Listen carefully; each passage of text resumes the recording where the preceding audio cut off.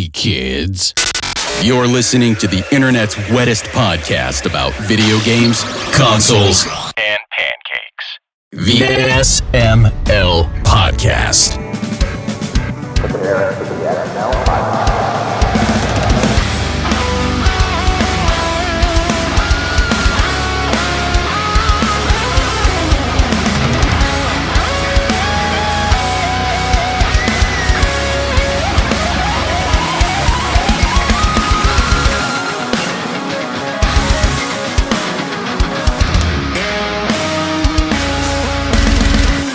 What's up, everybody? This is the SML Podcast. I'm your host, Joe. It is episode 1100. That is right, 1100 of these fucking things. And here through most of them, Chris Taylor, you've been a listener since the very, very beginning. Aki is here. She has been a part of the show for way too goddamn long as well. 800-ish episodes. Oh, God. And then joining on anniversary special episodes and series finales, you could guess which one this is. Adam Rippon is back. Adam, how are you doing? Hey, I'm doing pretty good. How you doing? I'm doing okay. I'm still plugging away at this thing. That's fantastic. I love it. I've never listened to it, but I've heard of it from you. I haven't listened either. I don't like the host. Yeah. Ever since the I don't other like any ones of the left. co-hosts. God. I like Chris. He was a good one. Chris Huber. You had to specify. Well, I like you too. You're here. I'm three of talking them, about right? past ones. Yeah, I think like we've had Chris 3 from Chris's Hollywood? on here, haven't we? I don't know. Maybe. Which one used Chris Pratt? If only. It's a me, Chris Pratt. My soul hurts. Adam, how have you been? It has been a hot minute, a couple of years since you've been on. Yeah. What have you been up to in the past few years? I've probably worked on 20 more video games. I run a studio in Montana. It's the largest video game company in Montana and all the adjacent states. So that's fun. Are there other video game studios in Montana? No. Okay. Actually, that's not true. There is one, and as far as I know, it's 2 brothers. As far as we know, they can go to hell. Yeah. We're number 1, baby. Gotta fight them. Who are they? Yeah, Let's invite them on. Yeah. Who are they? I don't know. I don't remember their Okay. names. They do some stuff with Sony sometimes, I heard. And that's, I really don't know anything about them. We've done, since last time I was on, I think we did the PlayStation and Xbox versions of No More Heroes 3. I worked on Hogwarts Legacy for the Switch. Nice. Bunch of stuff. Just too many damn games to mention. What other Switch ports did you work on? Maybe Chris played some. Well, Melon Journey. Did you guys ever see that? It was cute as fuck. It's like a little Game Boy role-playing game for all the modern consoles. Like everything's green and melon themed. Pretty sure we covered that because of you. Okay, good. Yeah. I don't think I did, but yeah, I think. Well, no, wait, man. I'm gonna log in now and see. I'm too old for this. I can't remember anything. Well, I have good reason not to remember what's in my Switch library. Yeah. It's like me trying to remember what's in my Xbox library. Just not happening. Not possible. Something that you showed to me recently that has caught my attention and that I passed over to Chris to check out. You put Final Fantasy on Game Boy Color out of spite, yes? Yeah. I'm working on that right now, actually. By the way, apologies. I was trying to build a game engine and it cut me out because it like blew my CPU up to 100%. So I guess I'm not going to do that while I talk to you. Yeah, a couple of years ago, I wanted to play Final Fantasy Legend 2 on Game Boy, which I had never actually played, but like I read about it in Nintendo Power when I was a kid, and I had all these weird memories just from Nintendo Power. And I started playing it. I was like, this is cool, but I wish it was in color. I wonder if I could do that. I wonder if I could colorize this thing. And then I did. And then I was like, well, if I did that, maybe I should do 3 also, because that'd be cool. And then, long story short, I ended up doing all 3 Final Fantasy Legend games and Final Fantasy Adventure, and a game about a tomato called Quirk. And so I posted I sat on them for like 2 years, because I thought, maybe I can get in touch with somebody at Square and do something with them. And but I never did. It's hard to get in touch with anybody in Japan when you're in the U.S. And, ended up giving up on that, and just one day I was like, you know what? I'm in a bad mood. I'm going to just put these on the internet to see if I get happy, which is a terrible idea. Don't ever put something on the internet to get happy. But it didn't work. And what if I put this show on the internet to be happy? Is that a bad thing? Don't do that. Oh, Joe. No, that's a terrible idea. Oh, damn. Just putting them in fucking shoeboxes like you've been doing for the last 100 years. You got a basement full of jars of urine and SML episodes. That's what happens when you're trapped in a basement for 13 years. Yeah. So how long have you been doing this? Yeah, February will be 13 years. February 3rd. Diggity damn. So, yeah, anyway, I put those out, and people were happy with them. Except one dude was like, well, you didn't really do Final Fantasy for Game Boy, because these are all Saga games and a Seiken Densetsu game. And that was like a needle in my mind. So one day I was like, you know what? I wonder if I could port Final Fantasy to Game Boy without the source code. It's a 256 kilobyte ROM, right? And I'm like, I can handle that much data. I'm a fucking programmer. That's like less than a picture of the box. It is a hell of a drug. Jesus. I started fucking with it, and now I have a fully functional version of it for Game Boy Color. It's not quite done. I haven't released it, but that guy is gonna feel so stupid. He's gonna be pissed. What's his name? Call him out. I don't know what his name is. It's probably some dude on Reddit. Yeah. Also, he should already feel stupid, because, like, if he did any research, he would know that Seiken Densetsu is literally called Seiken Densetsu Final Fantasy Gaiden. I know, right? But it is Final Fantasy in Japan, too. Mm-hmm. That asshole. What a prick.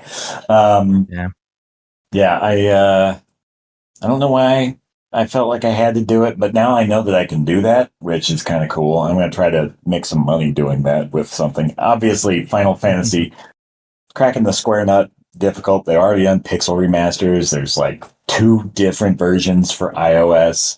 Like, Oh, do pixel demasters. Yeah. Well, oh God, yes, please. I want to do more stuff like that. Like, I want to play the PlayStation trilogy in like 8-bit style, not the NES port that somebody in China made, but like of 7, but like the actual, actually remade to like a cared degree. That would be Don't amazing. you fucking give me ideas. What are you doing? Be nice. Those third-party people in China, they need to make games too. They need to start somewhere.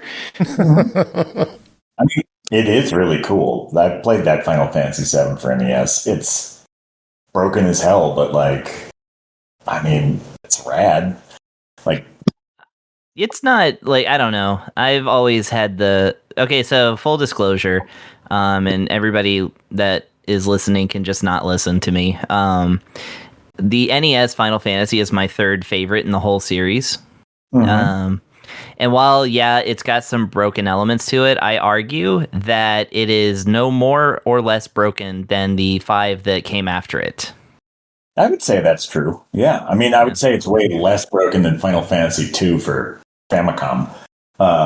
But that one's pretty wild, yeah. yeah, I just played all the way through that. When I was a kid, when I was like 17 or 18, I worked on the fan trans that 3. Oh, that's awesome. And I realized that I had never actually played Final Fantasy II for Famicom in English or Japanese all the way through. And like, years ago when they found the actual prototype cartridge of the American translation, the English translation of Final Fantasy, Frank Cifaldi called me up and he was like, "Hey, can you confirm that this isn't your work?" And so like I was the expert brought in to like confirm its authenticity, and I hadn't played it. So I mean, not all the way through. I played like the first, 10 hours, which is like 5 hours of beating yourself up, and then you go to Finn. But I played through that on my Analog Pocket. I tell you, that game fucking sucks. It is so not fun. You get to like 30 hours into it and you're just beating your own dudes up in a dungeon trying to get your stats up, and it's just, why? So, okay, so I have a little bit of a story that's somewhat similar to that, but with a happy ending. So actually, if this is the version I'm thinking of, I probably first played Final Fantasy II through your translation, because similar age, and I really I liked it because it was like Final Fantasy 1, but I didn't really get it. And then I played the Game Boy Advance version, and that's where I read on the internet that you're supposed to like beat your own guys up and get god stats and then breeze through the game. And I didn't like that either. I stopped at the Black Mask Cave. And then many years later, in fact, only like 2 or 3 years ago, I was like, you know what, I always rank FF2 at the bottom of my list. I was like, yeah, this one's the bad one. And then like 3 years ago or so, I was like, there's a new translation for it. Not new, but like there's one that's like more recent, and I'd like to check it out. So I'm just going to go ahead and play this game. I was like, I wonder, what if I just didn't punch my guys in the face? What if I just didn't do anything the internet suggested and just played it as if it were just my first time playing? And when I did that, it was so fun. And then I went back and played through the Game Boy Advance version and had even more fun and played through the extra content there. I played through the Pixel Remaster version. Actually, the Pixel Remaster version was first. No, Famicom, then Pixel Remaster, then GBA. Then I went back and beat the Famicom version yet again, and like it's now like at least in the upper middle of my favorites, because I roundly ignored what the internet has ever said about it, and ever since then, I've been kind of a unpopular defender of that one. Hey, so I took a shit on it just now, but like I do think it is a pretty cool game. Like it's just you can hate it, that's fine. I'm just saying I had a happy ending with it eventually, but I had the same experience you had at first. Yeah. It's just such a slog sometimes. Like that's what drove me crazy. And I was playing it like while I was doing other stuff. So like I'm just sitting there kind of button mashing. And like Final Fantasy 3 for the Famicom is in my top 4 Final Fantasies. Nice. I actually recently beat the Famicom version of that one, like just this year. Yeah, I did it right now too. Nice. I'm on 5 now. I'm doing a in order playthrough. Oh, nice. I too am doing that, and I too am on 5. 5 is my favorite in the whole series. Like I think 4 and 6 have great stories, and we don't have to talk about Final Fantasy all night. But I got no problem doing that. I don't have a problem with that. Final Fantasy V to me is the most fun game in the series. Like the job system in it is so good. I have such a good time just like leveling dudes up, getting their stats where I want them. Like I love that game, and I can play it in English. Story is just like an evil tree is mad at you. Go get him, and like I can read that level of Japanese, no problem. Yeah, just it's and the music is so different from the rest of the games. Like I love it. But I'm a sucker for the job system. I love 3 and I love 5 for that. Nice. I really love 5. It took beating 5 4 times for me to like it. Mm-hmm. And it's the same reason as 2, is that I was trying to do too much. I was trying to get too much into God mode before actually engaging with the game's challenges. Mm-hmm. And I never really learned like the cooler parts of it, which I had to learn in future Final Fantasies, which would be like my favorites are like the Beastmaster capture function, Blue Mage, and I love Geomancers, and really love Chemist. I'm like wild about Chemist. So it's like now I play through like with those, and I don't really work on the other jobs at all. Like, or if I am going to work on a job, I pick a maximum of 3 jobs per character that I'll even engage with, and that made it so much better for me. I have done some of the weird jobs in past playthroughs, but I've been trying to focus more on them this time. Like Blue Magic, I always end up skipping. But Chemist, I will play with a Chemist. I will make it work. Chemist is so good, but yeah, you need to like you need to like, it's not just knowing what does what, but you need to like know what enemies drop the 3 special items that make Chemist like OP. And so it is a little bit of a grind, but it's something that you can do in conjunction with your job level grinding that you might be doing anyway. So it's really cool to engage with. But yeah, I really found a lot of cool stuff about that. And actually, I really like the story. I find it's a refreshing romp more than a dramatic soap opera of a thing. Yeah, I like the description of it I heard one time. The giving tree gets mad at an old man. And something like that. Anyway, I agree with you completely. It's just like, it's fun. It's lighthearted. It doesn't take itself all that seriously. And I love Final Fantasy VI. I love Final Fantasy IV. Those are my second and third favorite games, and I don't know which order those are in, but like... 6 is my first favorite, and it always will be. There's no shifting that. Yeah, but it is so serious compared to 5 and even 4. So like 4, 5, and 6 in that order is like perfect for me because you get like serious but not super dark, and then just goofy, and then try playing Final Fantasy VI in Japanese when you've been studying it for a while, and it's just like words about governments and taxes and empires, and like I'm just this is hard. But and then as long as I'm finishing up my thoughts on the Final Fantasy series, I got to give a shout out to I don't actually know how to pronounce his name. Nazir Gabelli, who did the programming for the first Nasir? 3. Nasir, yeah. I think it's Nasir Gabelli. Yeah, sounds right. Genius. Probably. I mean, well, you would know better than I would, but I will say he is the person who intentionally nerfed the Ultima spell in Final Fantasy II so that it's not good. He did it on purpose against instruction. Oh, interesting. Philosophically, he didn't think that that the player should have anything that's OP in the game. Mm. And yet, he gives you the blood sword that can kill the final boss in like 2 moves.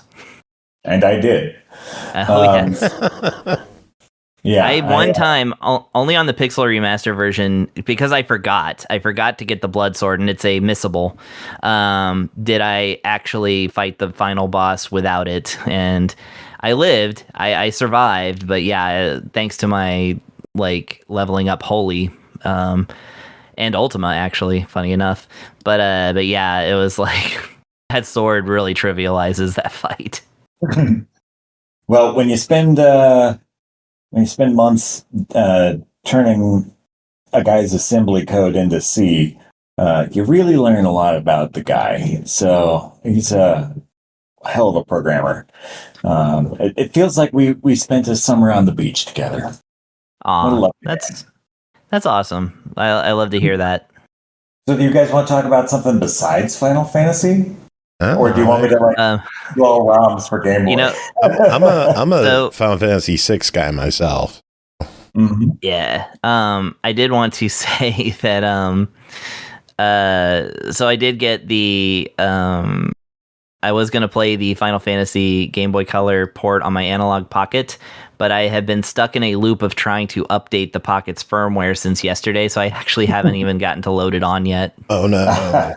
So my apologies. I will check it out and we'll let you know, because again, I adore the NES Final Fantasy, so I would love to play the GBC port of it. I broke my stinking Analog Pocket while I was working on it. Like, what? I walked across my office, and I guess I built up a static charge or something, and I picked it up, and like there was just a zap, and like it zapped me so hard that my thumb hurt after that, and like now it was right on the D-pad, and now whenever I touch the D-pad, the screen goes wonky, and I want to get it fixed or even just buy another one, but you frickin' can't. Analog, never frickin' sells Analog Pockets. Like, you go to the website, always sold out. I can tell you why I'm mad at them right now. 3D colors? Yeah. Like the same week that I got my black one, which, I love my black one, but I love all yeah, like, thanks guys for no warning on that, and I don't even get paid until like after this is going to be sold out forever. What happened? Yeah, for those of us not in the know. Analogue announced like either today or yesterday that they are coming out with 8 different fantastic translucent fantastic limited editions of the Analog 3D. All priced at the same price as the original system, I believe. No, $30 more. And also they have matching controllers available, and it's all the like translucent colors that the N64 came in at various points, as well as the gold edition and the smoke black edition. They announced that literally 5 days after the original black and white systems were arriving in people's homes. Yeah. After over a year of delays. Yep. I waited, a year and a half, something like that, for my Analog 3D. And then... however long you waited is exactly how long I waited. For those. I mean, end of the day, I probably would have stuck with black anyway, because that, to me, is the N64 color. But I would have gone with Ice. Fantastic Ice, the blue one. I'm definitely buying... Oh, I'm sorry, I keep interrupting you. I'm going to buy like definitely 3 controllers in different colors, because I know those 8-bit Do controllers are going to stick around for a little while.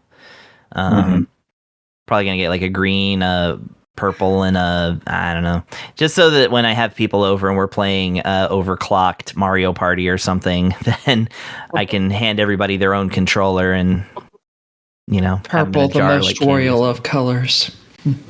Now they do have a grape. They have jungle, which is green, ice, which is blue, watermelon, which is red, fire, which is kind of like an orangish, dark orangish, grape, which is purple, amberish, I suppose.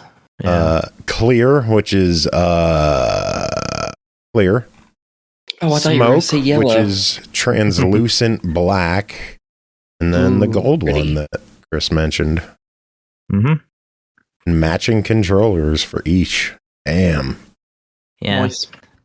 But yeah, that's maddening. I mean, just not that like that they're making them available or whatever. I mean, they've been doing these special runs, the one and dones for like ever since they started, but just that they didn't even like, they didn't even like clue in people on it like until like just now with all these delays and stuff. I don't know. It's weird. Yeah. They kind of needed to put a little more breathing room in there. Like maybe 3 or 4 batches or something, and then that. But who knows? They make their money. I'll just say this: like when they do the analog Dreamcast or something someday, I'm not going to order it day one. I'm going to wait until they do the fantastic colors, or the aluminum one, or the glow in the dark one. Yeah. And like they're going to get fucked because people are going to be trained to do that. And because fool me once, fool me twice, fool me 8 or more times. I will say, I did at least like, I was able to get some of the Game Boy Color colored versions that they came out with that one time. Not the translucent ones, but the ones that were fashioned after the Game Boy Color special editions. Mm-hmm. So I got a grape one and a burgundy one for a friend. Oh, berry. I mean, berry is what it's called. Yeah, I wish I could get one right now because mine is effectively dead. I mean, and I was using it for development, so that kind of sucks. Honestly, at this point, software emulators for Game Boy are so good that it's fine for dev work. But Analog isn't perfect. Analog Pocket when I was doing the Final Fantasy Legend colorization, 3 wouldn't work on an analog, but it would work on the original hardware. So I had to dig on that. There's some weird inconsistencies when it comes to FPGA, and I guess it must have to do with the cores or something since people are programming those. Because you would think FPGA, it would be able to do anything, right? Like, it's the point of it. Mm-hmm. Because, like, weirdly enough, I have some games that, like, work only in specific conditions on, like, the weirdest things. Or it's like if I play it on an EverDrive on an original system, it doesn't quite work very well, but if I play it on the Pocket, then it works perfectly. Actually, the Final Fantasy V Legend of the Crystals, which is the newest fan translation of it, came out like 2 or 3 years ago, doesn't work on my FX Pack Pro with a SNES. It has a glitch, but it works perfectly on the Analog Pocket in the SNES core there. The thing about FPGA is that it's like, yes, it's a better form of emulation, but it still has to be created by an emulator author, a FPGA author, prefer.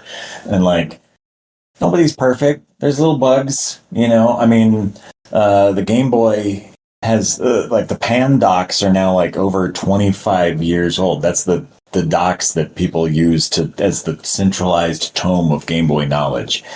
And there's almost everything you could possibly need to know about Game Boy, but they're still not perfect. I guarantee you, there's something wrong or missing in that knowledge. And so even FPGA cores are only as good as the knowledge of the Game Boy that exists outside of Gunpei Yokoi's sadly deceased body. Right. Surely there could have been a better way to put that, but yes. Yeah. Oh, Lord. You have a way with words, totally. Adam. Yeah. When his sweet, sweet zombie comes back from the dead, then we'll have Game Boy emulators. He'll eat your brains first. Yeah. I'm going to go ahead and say it. I think Gunpei was a better game designer than Miyamoto. Ooh. But I think that he didn't. I didn't think he didn't get the shake, the fair shake that Miyamoto did. So, damn. That's my own hot take, though. Just feel free to ignore it. Yeah, no. I'm interested because I've never really thought about that. There's a long-standing, belief in certain circles of the game industry that he was offed, and what? Yeah. For the Virtual Boy? No, for the Wonder Swan. Oh. Oh, okay. Yeah. I'm not, I don't know. It's just it's kind of like a joking, hushed rumor. The Wonder Swan, right? Adam, it's probably did you kill him because of the Wonder Swan? Look, I was young. I needed the money, and I'm really good at murder. If you're good at something, you got to do. Do what you love. But that's why I bitch. That's why I bitch and complain all the time. Yeah, he's good at it. Yeah. So I've never thought about actually I'm not even sure what all games he's made. I need to look into this. That's fascinating. It's worth a little deep dive that I'm pretty sure I would not have the time to go into right now. But I will say this: I was thinking about this. I will say I was thinking about this because there was a Facebook page of some kind of clickbaity, ad blog or something like that. Is saying we ranked the 5 worst Super Mario games, and of course they showed their hand by showing the list. And Super Mario Land, the first Game Boy Mario game, was number 3 on the worst, and it's fuck them. Yeah, no, that's what I'm saying. I was like, I blocked that page and didn't even remember their name or anything like that, but I was like, you're free to not like the game if you want, but you come after my boy Gunpei like that, I am going to end your career. Yeah. And Super now Mario we keep Land. track of how many times we say unique. Yeah. Oh man, who's the producer on it? Oh, no. We did end a guy's career. No, it wasn't us. But a guy's career ended after we started low-key making fun of him. Yeah, so it's technically our fault. You mentioned Dreamcast before. What color Dreamcast did you own as a kid? I have 3 white Dreamcasts. Sweet. Yeah, and they all have modems or the Ethernet adapter, which I gather is really expensive now. Probably, yeah. I have no idea. I got into the Dreamcast because I was at probably a Babbage's or something, and they had the black Sega Sports one. I've never seen a black Dreamcast before. I've heard a lot about the Dreamcast and Phantasy Star Online. I think I'm going to pick this thing up and give it a go. Me and my girlfriend at the time picked it up, went home, hooked it up to the internet. Then I started playing Phantasy Star Online, and then I got addicted. Yeah, that game, I spent way too much time on that game. It's so good, though. I had a friend, Erica, who is sadly passed on, but she used to play with me and my friends, and she was always apparently naked while doing it. So all my friends called her Naked PSO Girl. So shout out to you, Erica, wherever you're at. We miss you. And your nudity. I was friends with some guy in Vegas who played it, and I wish I could remember who the hell it was and try getting in touch with them. I was just gonna say no. I forgot that there were other colors of the Dreamcast. I don't know that I've ever actually seen one in a different color besides white. But yeah, that was right at the time that I was still kind of locked to my small town, and so, if Walmart didn't have it, then I didn't see it, for a long time. The Hello Dreamcast Kitty is Dreamcast, Trash Rando mentioning that one. Shout out Latino Heat dropping a sub as well, 33rd month. Always good seeing you in chat, hanging out, keeping us company. Enjoy the kitty cats and the emotes. And then bonus contest entries. Tonight's contest, by the way, sponsored by the fine folks at Ubisoft, who sent us code for Assassin's Creed Mirage to give away. Ooh. Yeah, Xbox key Marriage. for Mirage. Up for grabs tonight. If you're listening to this on iTunes or Spotify or YouTube or MP3 or whatever, you fucking missed out. You missed. You missed. Gotta be at our Twitch shows, man. Twitch, where it's at. Giveaways. Yeah, Trash also thank you Rando for had a Hello listening. Kitty Dreamcast. That's awesome. I just had the white one and it broke like within a year. Oh God. I bought a second white one 8 years ago, and I don't know where it is. It's packed up somewhere. So I recently bought a couple of very rare games from a friend too, so I really want to check it out. But I just have not had the energy or time to get in there that garage and find it. What games did you pick up? What rare stuff? Elemental Gimmick Gear is one of them. And what's that name? Hang on, I have to look it up. Rando, I had the virtual on twin sticks for Dreamcast. Holy shit. Nice. I had the Evolution, maracas. the World of Sacred Device is the other one. Oh, wow. Yeah. Really Really like the good. shitty RPG Evolution? Yeah. Oh my Like God. the one they Brought to GameCube? repackaged on the GameCube, yeah. But it's the original Dreamcast version. That's worth money. And I don't it's rare, I know that much. I don't know, let me see. Shopping. Damn. No, it's like a $50 game or something. Okay. I wonder how much I have Res for Dreamcast. Like, everybody knows it from PlayStation 2, but it was also on Dreamcast. I wonder if that's worth anything. You have the trance vibrator. I did. I have no. Wait, did that get Aki's attention? Yeah, a little bit. What? Have you Like heard the of the one game thing everybody Res, knows about Aki? Res. I don't think so, unless that's that big weird cube one where you walk around. Huh? Nope. Apparently don't know it. Nope. I know what she's talking about, but I don't remember what that one's called. I have to remember. By the way, Joe, I think you'll enjoy this. The other day, I've got a couple of interns who've been working on projects with us in the office, and they were looking at my collection of games, and they picked up a movie game for Game Boy Color. I'm sure you can guess what Oh, it is. Jesus Christ. Little Nicky. And they were like, yeah, Little Nicky. They were like, what the fuck is this? I'm like, it's Little Nicky. It was my first game. And they're like, how much is this one worth? Because we were talking about like Ogre Battle 64 and a copy of Ogre Battle for Super Nintendo, but it's Japanese, so it's not worth as much. Shit, that And then I thing's ended up working powerful. up Little Nicky complete in box on eBay, and some of them are going for like $600. Jesus. Because it's rare, because nobody gives a shit about Nicky. But collectors, It's complete. It's worth $600. Yeah. Signed by the developer. It's worth $400. yeah, probably. Did you buy Cube Game? What?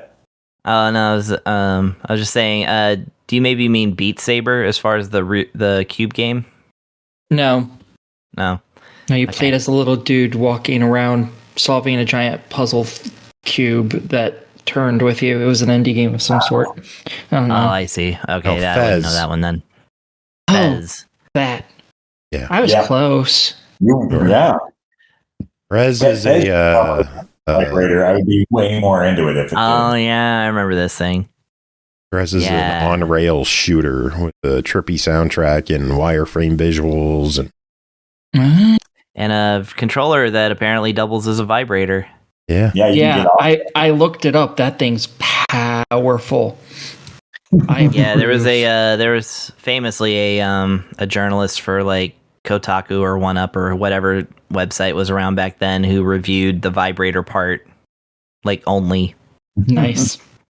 Beautiful. I remember that from back in. I remember making fun of that back in the live journal days. So it was a long time ago.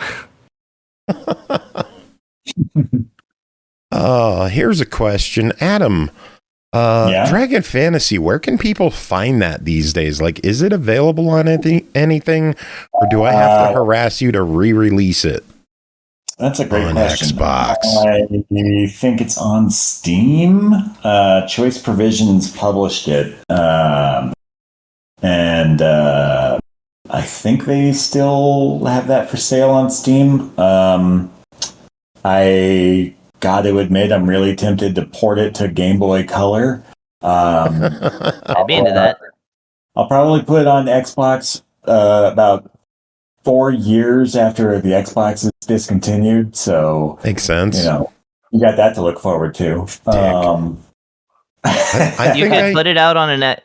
You could put it out on an Xbox that's already discontinued, like the 360 or something. Yeah, true. Yeah. I probably I asked you about an Xbox version back on episode. Let's see, what's this one here? 51. 51. Dragon Fantasy by the way, Pro Bass Challenge. Yep. Just to confirm for y'all and also for the viewers and listeners at home, Dragon Fantasy is available on Steam, both the games. Awesome. Yeah, it's been a long time since I've touched them.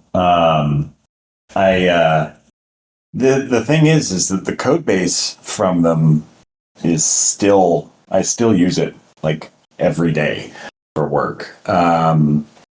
Like a bunch of the Digital Eclipse collections that I worked on a few years back, they're all running on the Dragon Fantasy engine. There's Melon Journey was on it. Street Fighter 30th Anniversary Collection in particular, the Digital Eclipse stuff was Mutek is the name of the Dragon Fantasy engine. So it lives on, but I haven't actually touched the game in a while. But part of me is now thinking, God, I should port it to Game Boy Color. Which is probably a terrible idea, but it's probably an awful idea. I mean, I will say, while I was attempting to update my firmware, which, by the way, I am doing right now, it's at 90.20%. However, it has crashed out a couple of times around 90%, so I'm just waiting for it to crash out now. Anyways, I did go around itch.io and start downloading some Game Boy Color like fan stuff and like homebrew stuff and demos to check out. So I feel like with the Analog Pocket and also with all the Pocket emulators that are out now, like people are kind of getting into checking out some of the stuff that's now available for older consoles that can be emulated. Yeah. I want to. Does Limited Run? Did they do like physical copies of Game Boy games? Is that, I'm not wrong about that, right? Limited Run has, yeah. Yeah. The only one I think that I almost considered buying, I want to say Avenging Spirit. They did, but I'm going to check that right quick. Yeah, if I could get somebody to like commit to printing physical copies, I would port them. I think I would. Yeah. Didn't we talk to those Incubate Switch? guys? It would go good on Switch. Yeah, we talked to Incubate. Incubates seems to be the place to go for like selling those physicals. Because when I was looking around itch.io pages, there were a lot of comments about, have you tried contacting Incubate to try and publish this game? And then people are like, I just made this in an hour, dude. Yeah, but yeah, I am correct. Who are doing Infinity. Yeah. Oh. I do need to look at that too. You showed me. Good. Yeah. It's real good. I went and bought like most of their catalog, the digital catalog after that, because I really wanted to check some of it. They had some good shmups. I tried a couple of those and they're very good. But yeah, Avenging Spirit on the Game Boy, sold out, of course. But yeah, they did a physical run of it, and they had a glow-in-the-dark cartridge. Which is fun. That's a cool idea for a cartridge. Yeah. Yeah, I like it. Yeah, what about the Switch? Why don't you port it to current gen? Get it on the Switch, get it on the PS5, get it on Xbox, PC, play anywhere. Everyone loves the Play Anywhere program. I mean, I would say, I just don't have time, but I also just ported Final Fantasy 1 to Game Boy. But checkmate. Yeah, but now I genuinely don't have time. Like I just started the project last week, and it's anything fun you could talk about? Typically speaking, when you start a project last week in the game industry, you don't get to talk about it for a while. So sadly, no. Anything in the works you are able to talk about? I don't think so. I mean, there's something that I probably wouldn't get in that much trouble for talking about, but I'd have to check with Mike Micah. I miss that guy. Tell him we said hi. I will if I ever can get into touch with him. Tell him we said hi when you call him to let him know you talked about the game on this episode. Hey, Mike, I gotta give you a heads up on something. The only way I can get in touch with Mike Micah is to leak his secrets on podcast. And even he'd be like, no one listens. We'll be good. Yeah. Nah, Which podcast? I know he's just busy. Like, that guy is one of the most overextended dudes in games. But IDARB 2 will never happen. Oh yeah, no, it's gonna be. Well, it should be a blue box. I dab. That's awful. Yeah, that's a joke that just ruins everything. Everybody shuts up, and that's it. Show over. Yeah. And with that, it's our time. Adam, it's been good now. We can't end yet. We need Pernell to get here in about 10-ish minutes or so. I'm sure he'll be hopping in shortly. What have you got going on in Montana? Like, what's keeping you busy over there? What are you playing these days? Well, I mean, like I said, I'm doing all the Final Fantasy games in order. A couple of years ago, I built a 6-foot tall wooden Game Boy. And I'm actually going to take that to one of the bars downtown, because they broke their, I guess somebody threw a dart so hard that it split their dartboard, and they decided they don't want any more dartboards, so they want me to bring in a giant Game Boy, and I'm like, yeah, I'll bring that in. And they're like, it's going to get smashed and destroyed. And I'm like, yeah, it's time for it to get smashed and destroyed. I've had it in my garage. So how long until you get darts thrown in it?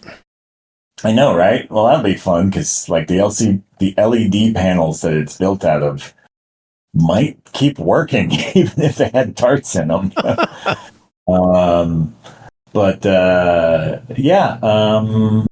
don't know. I've been cross country skiing, and it's really freaking rainy and shitty this winter. There's been very little snow, so it's still early. We got a couple months. Yeah. Drinking. That's one of the things I do here. Nice. Yeah. And I have a son now. I don't know if that was a thing last time I was on the podcast, but my little dude Parker, he's 3.5. He's so much fun. Like, he poops in toilets now, which is great. Takes after the old man in that way. Just family life. I was in Japan for a while. That ended up being a big old boondoggle. So not trying to make games in Japan again anytime soon. Yeah. I don't know. No. Just keep him busy making games. That's what I love. When you joined on episode 51, did you think you would talk to me a decade later on episode 1100? I didn't think I'd ever talk to you again. You were so freaking annoying. The funny thing is, you came back like a month and a half later. Or get the Xbox. Come on. You literally came on a month and a half later. Episode 56, I think it was, for bass bottles. Yeah. And boss battles. Most of my appearances have been on like shows divisible by 50 or 100, though, right? I think so. Yeah. He likes pretty sure you're on 110 and 111. And I was on several last episode evers, right? We only had the one last episode. Yeah. And then Chris got dumped and we got back together 3 months later, and you rejoined us for that one, and we kept going. Ever? the first post rebirth. You were on one of them when we started back up. It's been so long. I can't remember last week, let alone 12 years ago. Well, yeah, I know we used to do it with Mike and Bob. I haven't seen Mike on a podcast or like something like that in a while, but I am working with Bob right now on a project. So it's been nice getting to see him. He's a freaking good dude. And I was talking to him about Game Boy Color audio, because porting it NES to Game Boy, like the sounds they're the same kinds of channels. They work very differently. The noise channel on Game Boy, programmatically, it's completely freaking different. So I need to figure out how to make it sound right instead of terrible. And you'll hear it when you play it, on your analog podcast.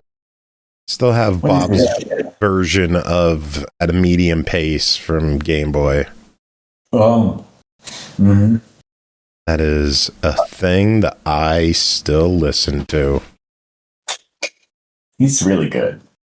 Everything he's done. I mean, I remember back in the day, he was working on like a Scooby-Doo game, and they didn't have the rights for the Scooby-Doo soundtrack.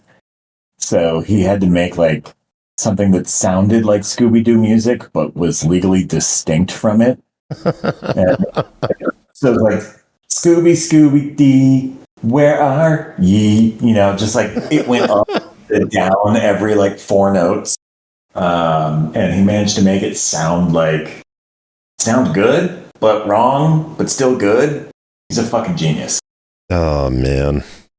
So good. So, he's done such weird stuff for us, too. Like taking the Street Fighter theme from iDarb's update and adding sleigh bells to it.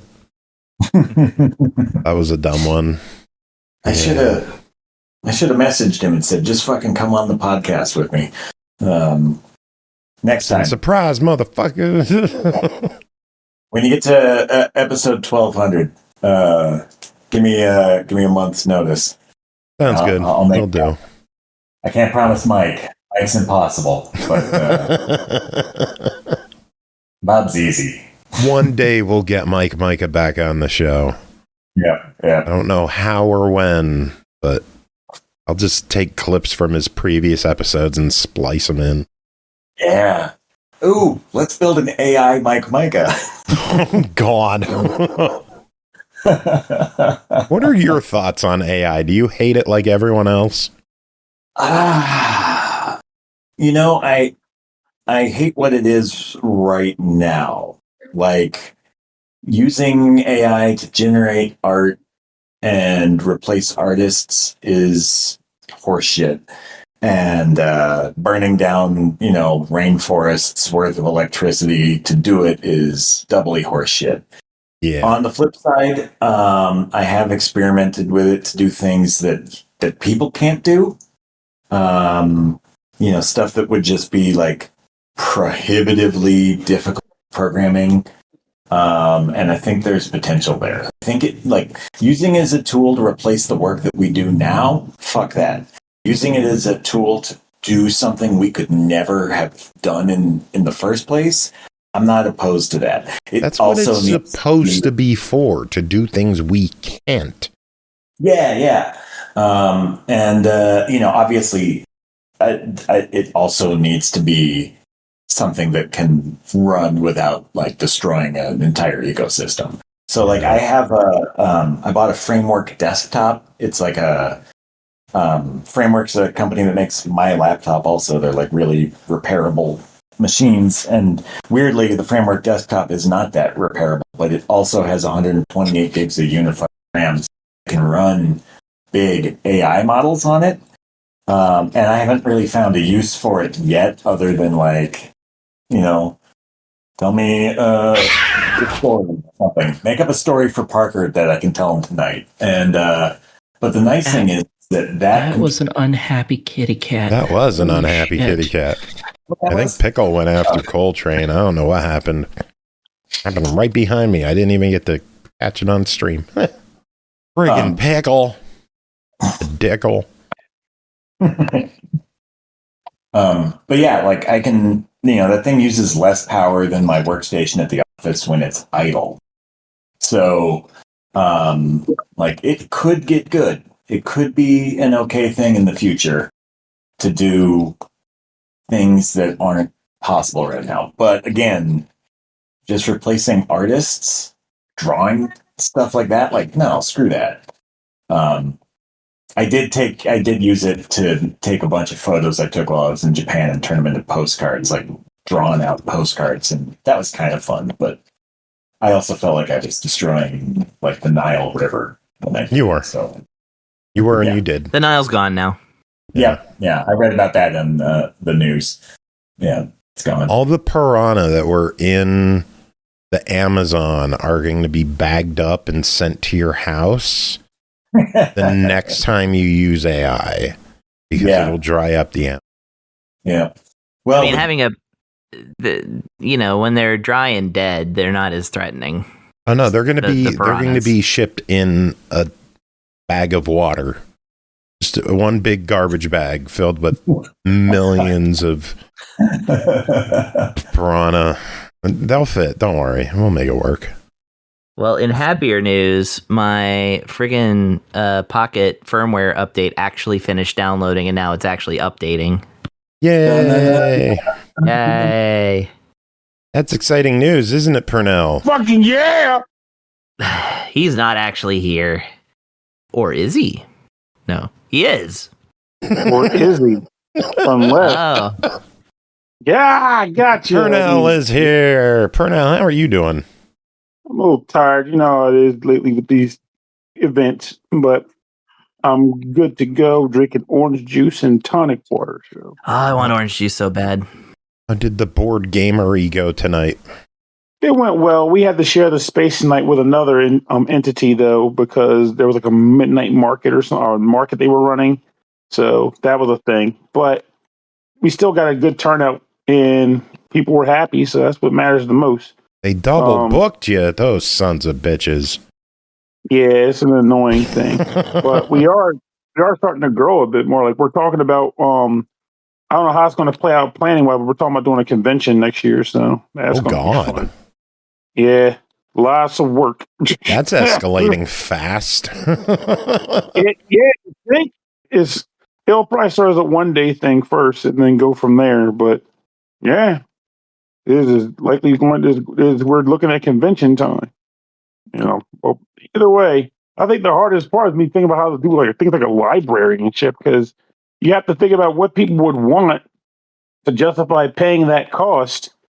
And board games, I would think they'd want a large library, good vendors, and maybe some tournaments at least to start. And you can get Steel Samurai there. That's the hope. There's been talk about maybe getting some bands involved. And if that was the case, okay, well, they'd be one of the first ones I'd reach out to, because Darmok's awesome. EarnCon 2026. I think there's a working name in play. This is a method if it'll stick or not. It's like Hexacon or something. A Pernvention. I like that. It should be fun though. There's value to it. I can definitely say that. We have PAX Unplugged now, but that's once a year and it's massive. There's definitely room for a smaller event. How big is PAX Unplugged? Because I've always kind of been tempted to go to that thing because it's so close, but I don't know if it'd be for me. Where is that? Philly. In Philadelphia. They had 26,000 people this year. Holy shit. Wow. Yeah.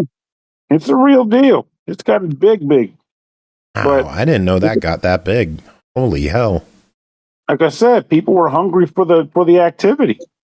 There's something that nobody else was doing around here. Yeah. These guys showed up and said, you know what, let's change that. And they did. And it was great. You gonna do any board game stuff at MagFest? I haven't decided. Yes, I got to figure out what I'm even doing for the event this year. Because if I'm not mistaken, the panel's on a Friday this year. Yep. So due to that, and another thing, I might have to stay the whole weekend for the first time ever. So I got to nail that crap now. I got to basically just think about everything that I usually don't. So it's going to be a trip. But I mean, I figure if I'm going to be there for 3 days, I may as well do some board gaming. Yeah.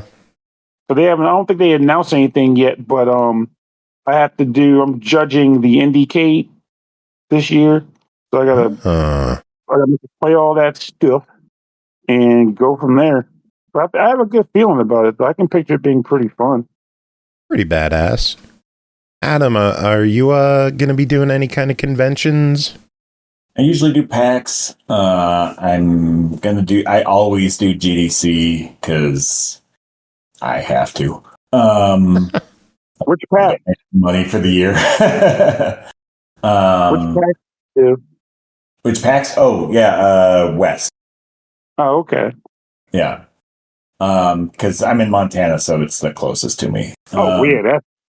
I used to love...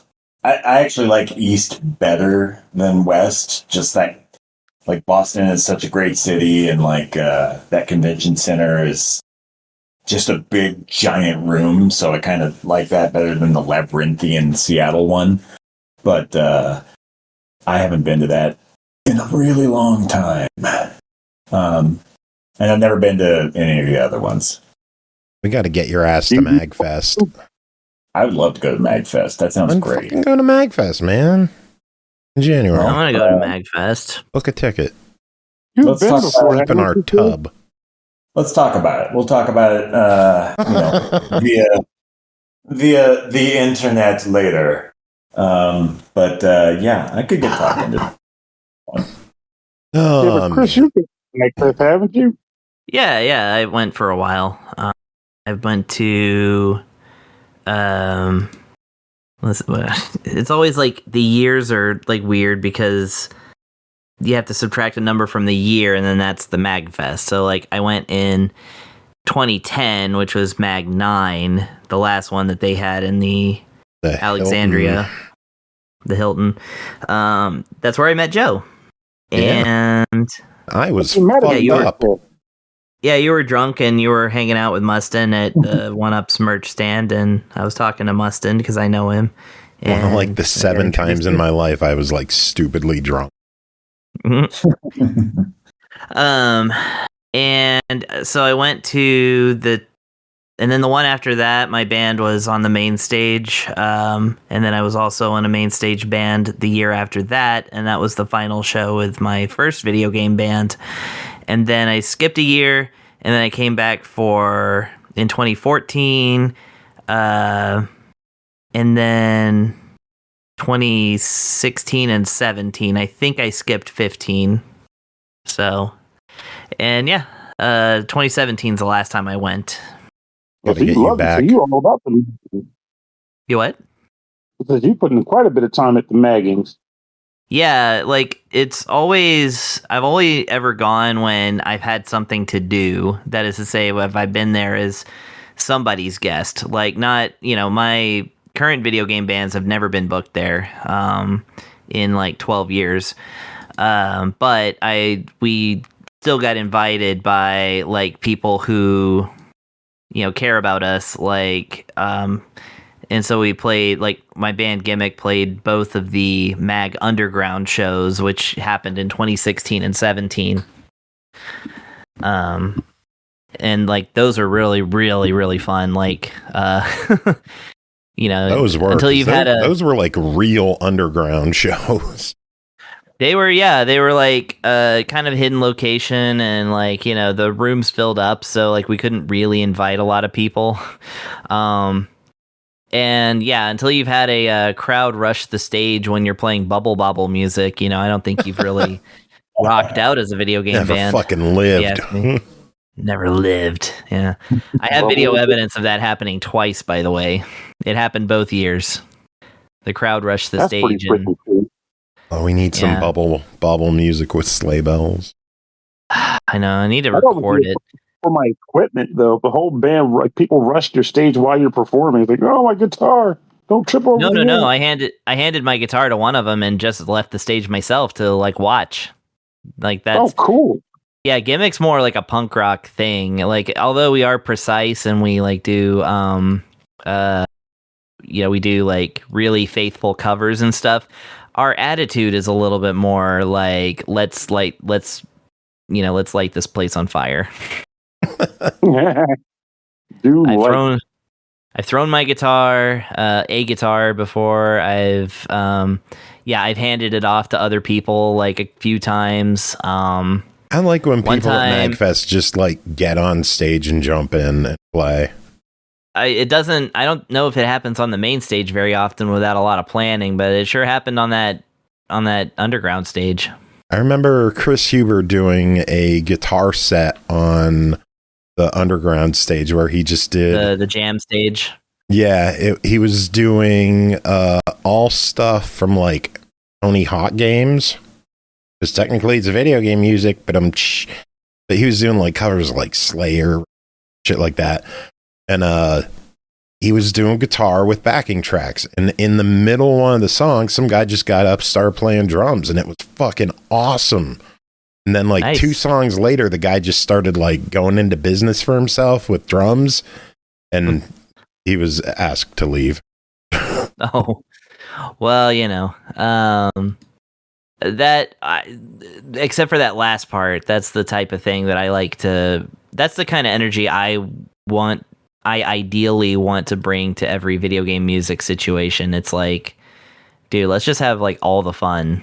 Yeah. Because who cares? I didn't write this music. Like, we're just rocking out on it. Like, this is just, it's just art. Like, we're just interpreting it, and we're here to have fun. Like, you're not, you don't need to sit there and ponder our like deeper meanings or anything like that. It's like, look, here's an obscure Japanese like shooter stage music for you to rock out to. And would that more people approached it that way, but it's fine. People can do what they want. Yeah. Speaking of doing things that we want and that we have to take care of some reviews tonight. So I think we're gonna wrap up the chit chat portion of this episode. Adam, it was awesome having you on. We love having you here. Please don't wait 2.5 years to come back. I won't. Let's do it again in 50 to 100 episodes. Sounds good. Where can people keep up to date with you and what you are doing? Oh, fuck, you can't. I don't even try. Yeah, man, I'm off all the things. I tagged you on Blue Sky, didn't I? Oh, you might have. I wouldn't know. I've logged in for a while. If you want to get a hold of me, if you want to see what I'm up to, hop on a flight on Allegiant. Come downtown and just yell, Adam! And I will be there. Sounds good. Sweet. Great summoning. Chris, I guess you're going to head out as well, you said? Yeah, I got to go buy some cat food and then go to Betty Bye. But the kitty cats need their wet food. Otherwise, we will never hear the end of it. Oh, you don't have any titles tonight? Huh? You don't have any titles tonight? No, I am doing one. I was going to do one this week, but I didn't have time to I didn't have as much time to put into it as I wanted because it's a little bit more of a complex one. So it's getting bumped to next week along with the other game I'm reviewing then. Okay. Yeah, but it's all good. Yeah, tonight's my work is the Aki and Pernell show for reviews. Yeah, and work is like getting a little bit more stable for me. So although I will still be like tired and sleepy, I should be able to be on the show regularly doing my thing. Yay! It will be that when the time is right. Indeed. All right, well, Chris and Adam, we will let you two get going. Thank you so much for coming on, hanging out. Adam, we'll give it to you. Do you have any final words before you head out? Well, I'll try to get that Final Fantasy Game Boy thing done and Put it somewhere on the internet, wherever fine patches are found. Yay! Final Fantasy Game Boy thing. I missed some important shit. I ported Final Fantasy 1 to Game Boy Color to spite a random person on the internet. Ooh. Well, I like that. That's my kind That's of why you spite. should be here earlier. I gave You know a beta version of it, so ask Joe, he'll hook you up. Yeah, I got you, Pernell. I appreciate it. I will dabble. Cool. All right, well, take it easy, guys. Later. Cheers. Have a good night, guys. Night. Oh, man. All right, y'all ready for reviews? We got a handful of games to talk about tonight. Nothing too major, but some good stuff. You ready? Yeah. Indubitably. All right, let's kick things off. Marvel Cosmic Invasion. Developed by Tribute Games, published by Dotemu, released released December 1st on Series X and S, Switch 2, PS4, PS5, and PC for $29.99. Also available as a part of Xbox Game Pass Ultimate on Series and PC, which I got to play with Pernell on, which was pretty awesome. A cosmic battle awaits. Choose between 15 Marvel superheroes in this frenetic action beat 'em up to fight against the deadly annihilation wave threatening the galaxy. From New York City to the depths of the negative zone, the future of the Marvel Universe will be fought out across the stars. Pernell, what is going on in Marvel Cosmic Invasion? From a narrative perspective, I sure as hell couldn't tell you because, as you know firsthand, I was like, I don't punch shit. But from the gameplay perspective, a good amount of fun was had here because this is developed by Tribute Games. Tribute Games has been known to develop quite a few awesome titles. Notably, people know like Scott Pilgrim, for example. I think they did the Turtles game. And here we are again with another genuinely awesome beat 'em up. In this game, like Joe mentioned, you can choose from up to 15 different characters.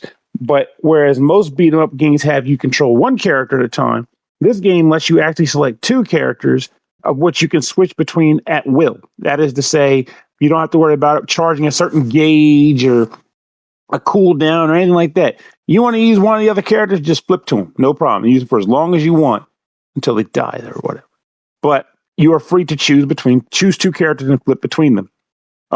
Characters I'm assuming that there's probably a deeper classification system, but as far as I was concerned, they're broken up into two types of character types. There are flying types and there are ground-based types.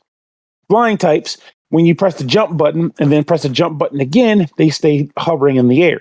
And they are very good for fighting, flying monsters. And in addition to that, they have an easier way to get around pitfalls because you don't have to jump, they just fly over them. Most if not all their moves that they can do on the ground are generally transferable to the air. And this is a versatile aspect for them. The other type of character, of course, is the opposite of flying, ground-based type characters, which basically means they get a jump, sometimes a double jump. And most of their gameplay revolves around them fighting on the ground, and any airborne enemies, they generally will try to ascend to just knock them out of the air and then take the fight to them once they hit the ground.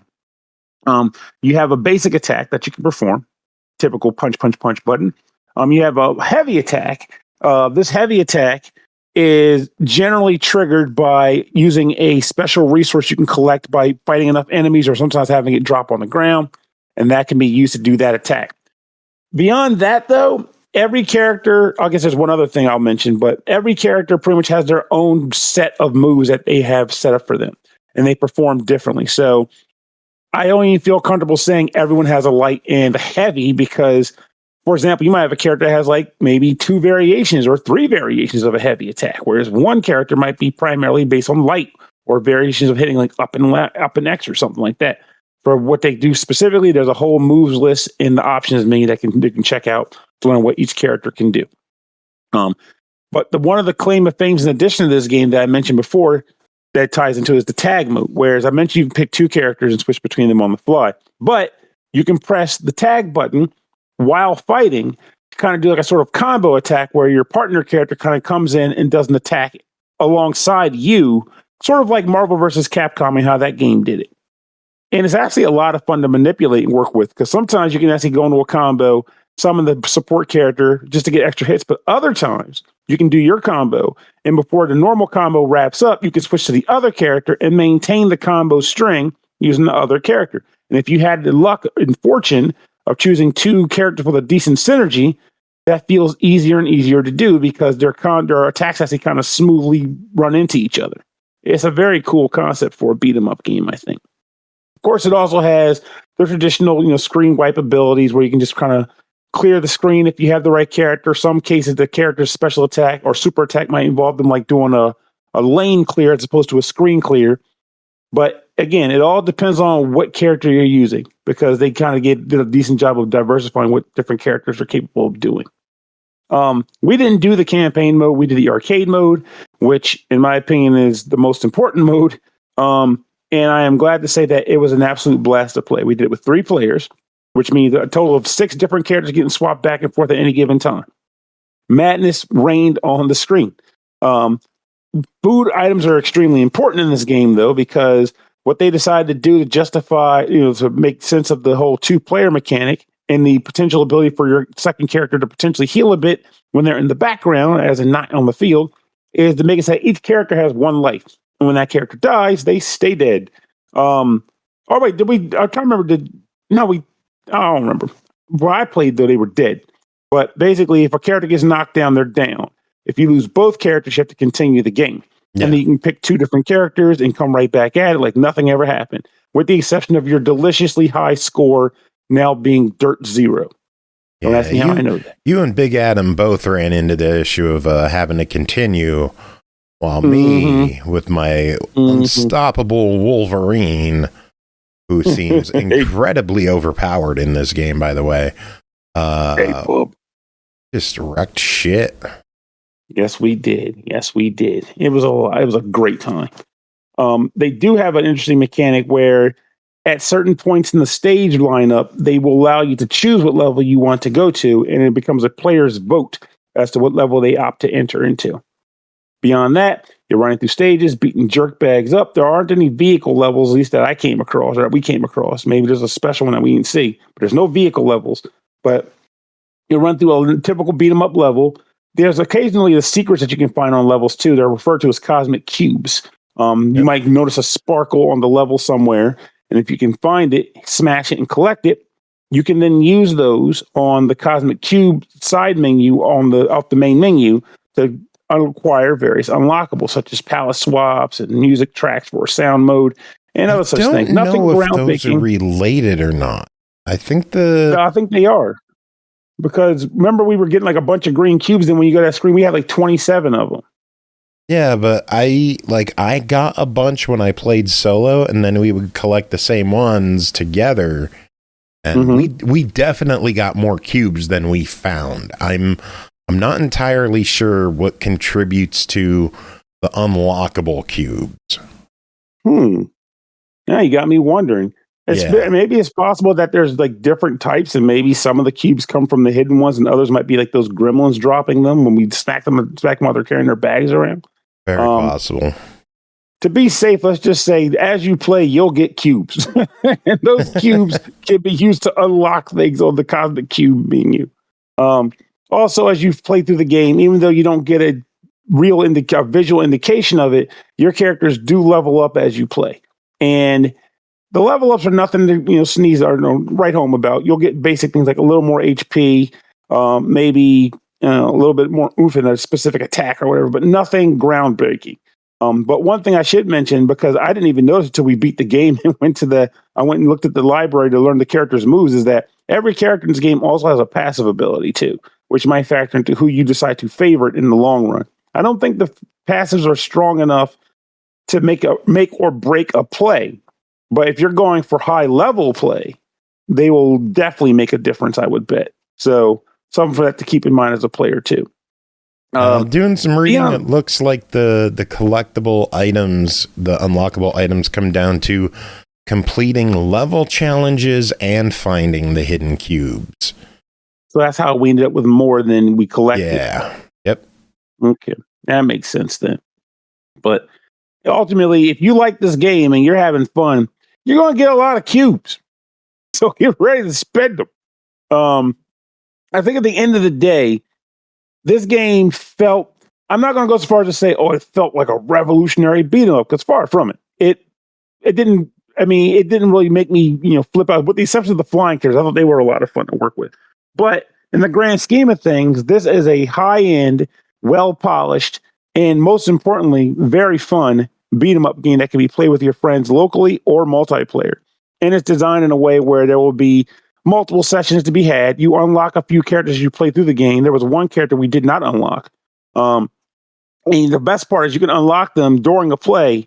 And if you die and continue, you can select the unlockable characters during that run. You don't have to wait for a fresh play to do so. So you can experience them as early as you get them. But I had a great time playing this game. And though it should come as a surprise to literally no one, this is an absolute recommendation. If anything, the real joke is that we got to play this for free because I knew I wanted it. But it was worth every penny. Oh, well, I appreciate you played it on Game Pass, so I got it free-ish. I pay for Game Pass, but... Well, in that case, I'd say you got it for free-ish. Play one more game, and it's like, that was the free one. Free-ish. But yeah, I think this game's a lot of fun. Yeah, I agree with that. We played it. Me, you, and Big Adam Chase, we played it Sunday night, and we had a blast. We tore through the entire arcade mode. I still got to finish the campaign mode, but what was it, like? Do you have any thoughts on the campaign now? 2 hours? If you play, it's pretty much the same. It's just you choose which levels you're going to, and you can replay them to complete the different challenges. Okay. So it's kind of like how the Turtles game had it, where it's like a map. Yeah. Okay. In that case, then, yeah, not too much to change. It's just another coat of paint on the same overall gameplay, which is fine because the gameplay itself is very solid. Indeed. Well, this one clocks in at $29.99. Also available as part of Xbox Game Pass Ultimate and PC. What are your thoughts on Marvel Cosmic Invasion? Absolutely easy buy it recommendation, without a doubt. Great game. Agreed. If you're playing this solo, maybe not as much of a must buy.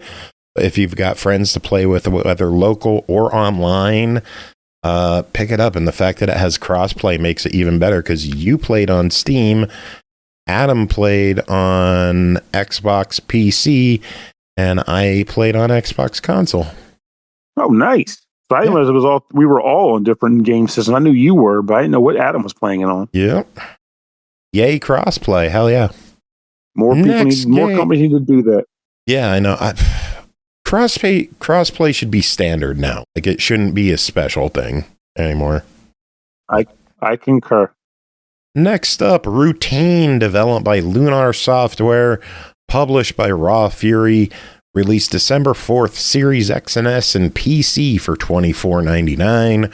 Routine is a first-person sci-fi horror title set on an abandoned lunar base designed around 80s vision of the future.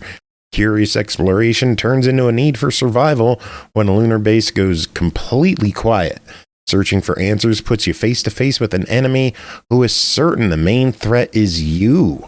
Discoveries lead to deeper unknowns, and the only way to go is forward. Aki, what is going on in Routine? Okay, so about Routine, you're going to routinely die. Yeah, and this, you play as someone who just gets out of cryo sleep, more or less, and it very quickly devolves into a puzzle where you have to hide from giant robots that are out to kill absolutely every living creature in this entire facility on the moon.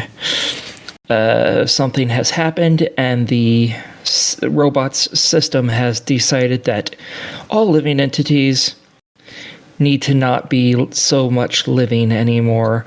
So they've activated a lot of the robots around to start slaughtering people. Yay! These are big fuck-off sized robots that are like people, except for Hulks.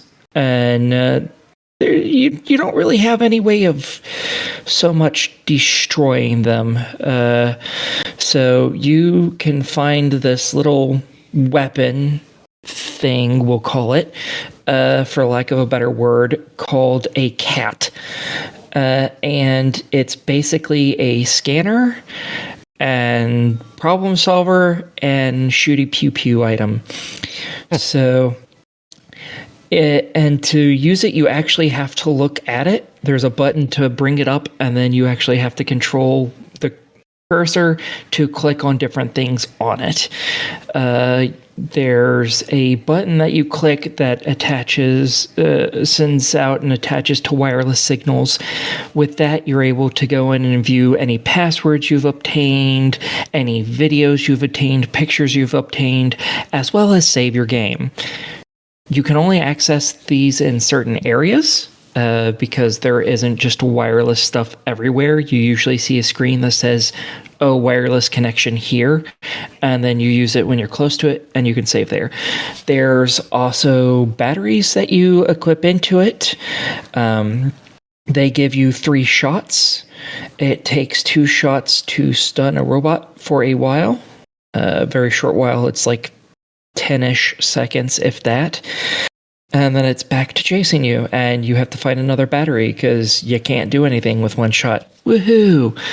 And then there's also a debugger menu on it that you push when you're near a system that's all sorts of fucked up to see if you can try and figure out what the problem is and solve it so you can use whatever that system is. Usually they're going to be panels to allow you to open doors and things, electronic panels and the like.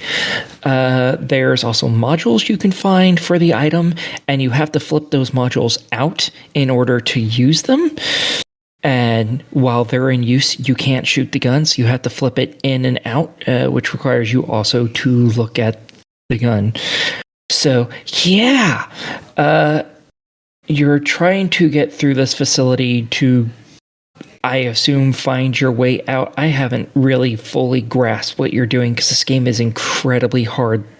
Because unlike Alien Isolation, where there's one jackass that you have to hide from, in this one, there might be like 3 or 4 of them in an area, and they kind of move at random, and they will overlap each other's areas pretty regularly. And if one of them starts chasing you, you need to find a place to hide. And chances are, by the time you find a place to hide, you will have run right through like another 2 of them, and now are running from 3.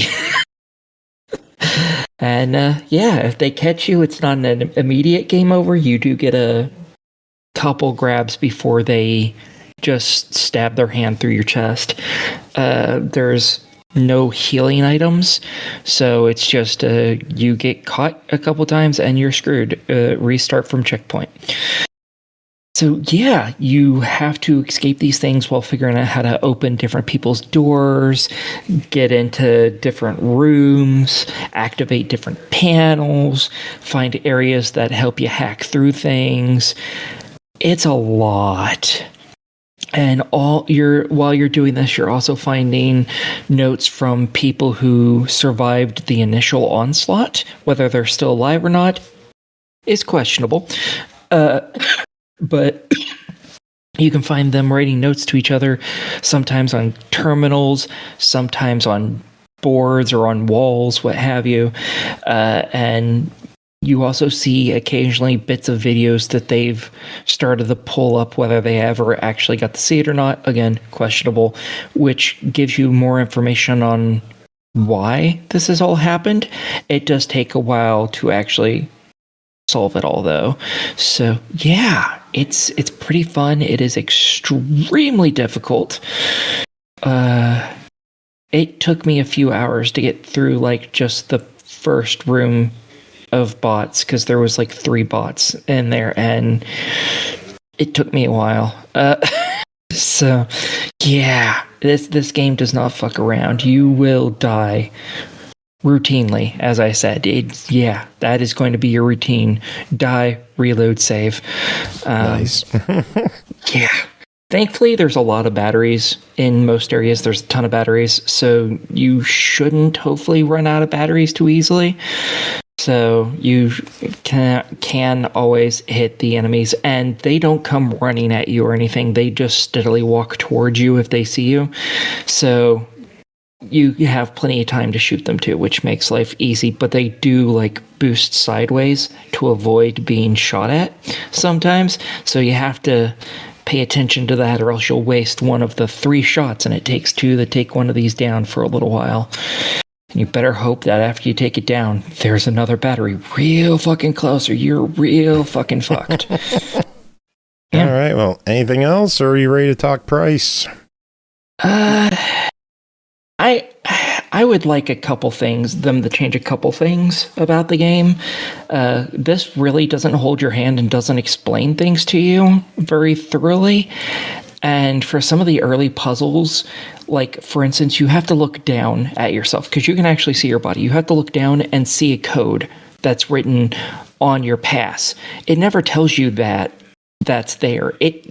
One of the puzzles, not super early, but fairly early on in the game, required that number. I didn't know that number existed. So it would have been nice if it gave a little screen hint of, hey, stupid, look down. You might notice something, or something like that. It gives you hints of, oh, this is on top of this thing, and you have to go find that thing, and you may not know what that thing is necessarily, let alone where it is. And it just, a little more hand-holding would be appreciated. Just letting us be free in here doesn't necessarily work with puzzles that are this vague and complex sometimes. So a little more hand-holding would be nice. And if we got more than 3 charges for our gun, that would be great. Because you miss more than once, you're screwed. And even if you don't miss, then you still have to grab another battery anyways, because one doesn't do anything. So, meh. Nice. Those 2 things, I think, if they could do something about those 2 things, I think it would help a lot. If the robots look like the picture I just put in scheduling and planning, would it be a lot scarier? Let me see. I swear to God, if this is a spider, I'm going to quit. Oh God, that would be horrific. I can Yeah, that's the point. That is the point of barely being able to tell. $25. What are your thoughts on routine? I'm fairly for it. I think if you liked Alien Isolation, this is definitely a game for you. If you did not like that game because it was too anxiety provoking or what have you, this isn't going to help. At all. This is going to be torturous. But if you liked Alien Isolation, you're like, I want more of this, maybe even a little harder, this is totally a game for you. Everyone else probably need not apply, realistically, because this is very anxiety provoking and it's extremely hard. Yeah. All right. Well, moving on. Next game to talk about is Demeo Cross Dungeons and Dragons Battlemarked. Developed and published by Resolution Games, released November 20th on Steam for $29.99. Experience the magic of Dungeons and Dragons like never before in this tactical, cooperative, digital board game set in forgotten realms. Command your heroes, unravel sinister plots, and forge mighty alliances in turn-based combat and choice-based storytelling. From recognizable settings and classic D&D classics like Paladin, Sorcerer, Ranger, Fighter, Bard, and Rogue, to fiery explosions and divine healing, Battlemarked delivers quick pick-up-and-play action for players of every level. Pernell, what is Demeo Cross Dungeons & Dragons Battlemarked? From what I gathered from my time with it, it could best be described as them taking 2 D&D campaigns and a number of optional unlockable one-shot dungeons, whether they're unlockable in-game or in a future patch or something, I don't know. But you get access to these campaigns. For example, there's basically 2 campaigns you get access to start that you can choose from. And it seems to just play through a full-on campaign with you being in the helm with the game interface allowing you to experience it with beautiful visuals and audio. At the beginning, though, the most obvious thing you'll have to do is choose a campaign to run through. I chose Ember of Chaos as mine to start. And once you do, you are then tasked with choosing a hero. There are 6 different characters to choose from, each referring to one of the 6 different character classes that you mentioned earlier in your description. Whereas you might be thinking at the beginning, oh, well, I can customize and create my own character. In the case of this game, they are 6 characters already built that you can choose from. However, once you choose one, you're able to kind of change their color, the color of their costume or their skins or whatever. In addition, you can potentially, over unlocks and from the start also, change the color of their dice in the standee that they run on. Standee, yeah, because they are actual figures you move around on a map when you play this game. So there you go. Once you've done that, the game, at least what I allowed the game to do, it will, if you're playing single player, create 3 hireling characters that will be your other party members while you play. I'm going to say right off the bat, and I'll tell you why later on, but if you have friends who play with you, the optimal way is to play multiplayer online with your friends. But if you don't have friends playing with you at the time, then you get hirelings to use. But either way, once you've chosen your hirelings and had your character, you are thrust into the gameplay as is. The game is done over a course of various story beats. For example, the very beginning of Ember of Chaos, the game places your party in a forest just in time to watch a noble running from monsters, and he asks for you to save him. At that point, the game immediately says, let's get busy, and there you go. Characters have the ability to move, the number of movement spaces available to them, and this is done in order, in a specific order of characters, and then monsters get to go. If you move, and this is something I'll mention here because I didn't realize it for quite a while, actually. If you decide to move and you move into an enemy, that triggers an attack. So you can attack during a movement action. You do not have to You don't have to do one or the other. If you do decide to do an attack, whether through this or some other means that I'll bring up shortly, the game will roll a die for you. Whereas in certain situations, such as failing or succeeding or failing in a check, the die that you roll here is not a traditional D20. Instead, it is a pass, fail, or critical die. And a number of the die faces on it, of which I think it is still 20 sides, a number of the die faces will be a single sword, referring to your attack is successful, do some damage. If you get crossed swords, it's a critical, and you'll do a lot of damage. If you roll the skull, you failed. And that can have a variety of effects depending on what you were trying to do. Anything ranging from you just straight up missing to hitting an enemy you weren't aiming for. Sometimes maybe even hitting your friend.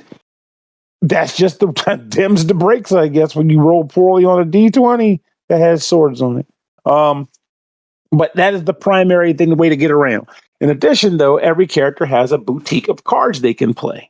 And those cards range from... Ooh, that's a new one for us. That can be used to perform a variety of different attacks, and these cards are specific to the individual characters at play. When you play a card, sometimes they'll get burned. Other times, they may have a cooldown. What that basically means is that you'll never run out of actual cards. The game won't allow that. However, you could find yourself potentially in a situation where all of your cards are on cooldown, and you have you don't have any single-use cards. Some cards require no action points to use because, as I mentioned earlier, you get two things you can do per turn. Some use one action point, some use no action points, and some will use both. So, spender beware, as it were. And again, these will save your butt more often than not. So, do not sleep on using them. And the game does not limit you from getting more because by defeating enemies on the board, the game will re-roll a new card for every party member to get into their arsenal to potentially play off of. So that is a good reason to kill monsters. In addition to that, though, you'll also level up or get experience points. And when you complete missions, I want to say that the enemies are part of what generates the experience points, but ultimately you complete missions, you'll get experience points. And those experience points, when you level up, will gain you action points.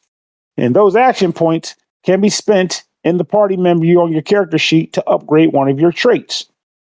Your character has 3 different traits that is associated with them. 2 that, to my understanding, are defaulted to your character based on who you chose. But the third one can be chosen from a series of like multiple trees. So you might be like, oh, I want to make this character a wisdom type character. And then that character as a wisdom character will have 3 different upgrades they can earn with that class. You'll spend those action points to upgrade your character. For example, as the ranger, first thing I purchased was the ability to take 1 less damage when I'm down 5 HP or less, which is very smart because there are scenarios where a critical fail will result in you getting your ass utterly beat. Don't ask me how I know that. How do you know that? It was bad. It was Because very it bad. got ate by a dragon. No, I was actually trying to sneak past some bears to steal some honey in the woods so a guy can make some pancakes. And so that's actually fitting for this show. Yes, very fitting for this show. I was trying to steal maple syrup so they can be applied to pancakes and it would make him happy. For experience points, you see. Pancake. And I had to roll a die to sneak past some bears. I got a critical fail, not just a fail, but a critical fail.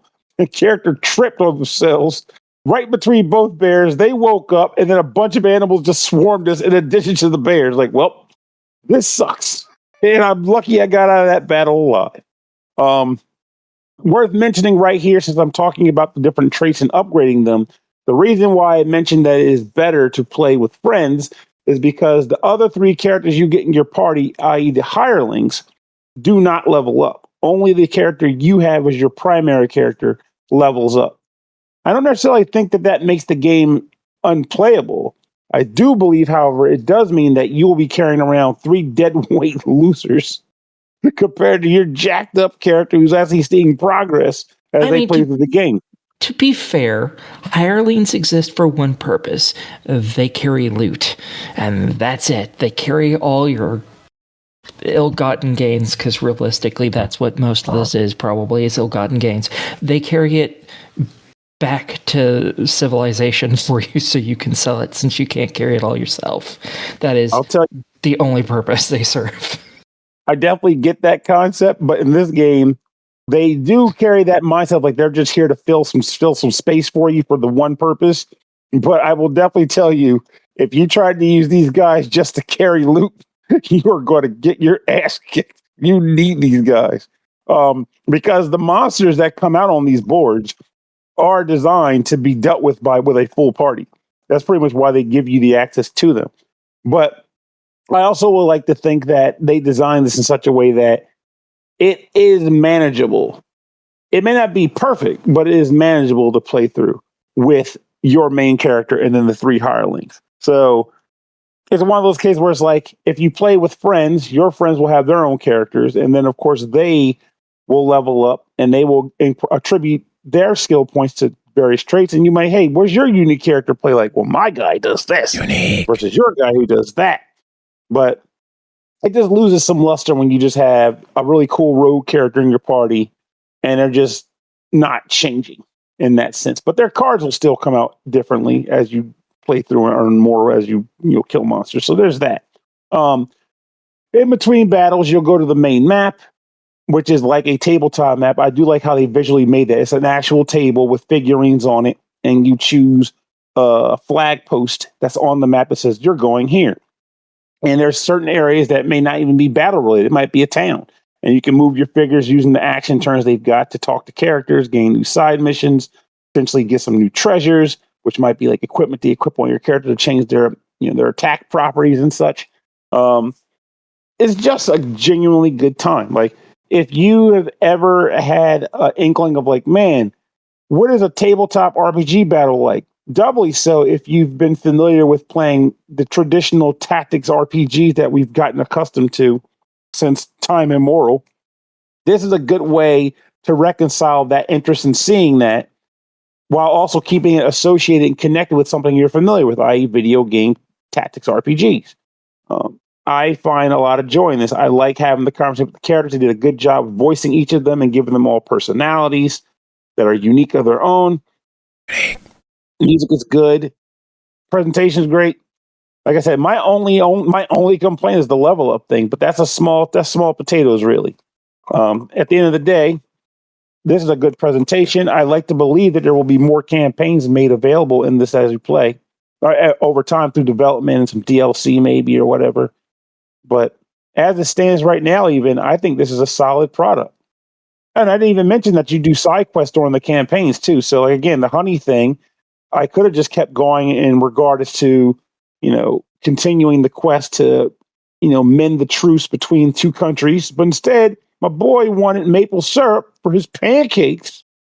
And the side quest with experience bonus was right there. So, I mean, of course I want to do it. All right. That's stock price, $30. What do you think? Easy buy.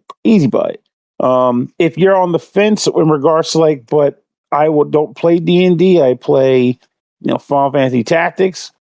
Well, first of all, you're not getting a job system here, so screw that. But furthermore, I would say at least give it a try. Make it a try in that context, because I do think there is stuff to love here, even if you have not engaged in this sort of thing before.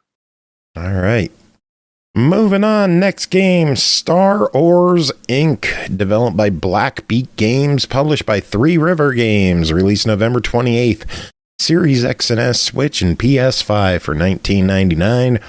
Star Wars Inc. is an intergalactic mining adventure that catapults you on an abandoned space station in the middle of space. As a freshly minted entrepreneur, you must begin your career in a world full of ores, machines, and galactic possibilities. Dig through massive asteroids and extract rare minerals, which you refine into valuable high-tech products. With the help of specialized robots, conveyor systems, and automated machinery, you build an efficient production chain from raw material extraction to sales. Aki, tell us, what is going on in Star Wars Inc.? Okay, so in this, you play as some schlub who has decided to buy this mining asteroid that has been abandoned by a corporation to make yourself some money by plucking the resources from a rock that realistically should already have had all of its resources plucked from it. And you get a nice little facility that's already been built, even though it has been covered with muck and rocks have caved in parts of it, so you have to clean it up. And you have yourself a nice little robot that talks to you and tells you what to do, and otherwise is completely useless. And you're given a little driller, and you're sent to go to town. You destroy biomass that you find in order to open up pathways, and occasionally you'll find some ores and ingots and stuff in them.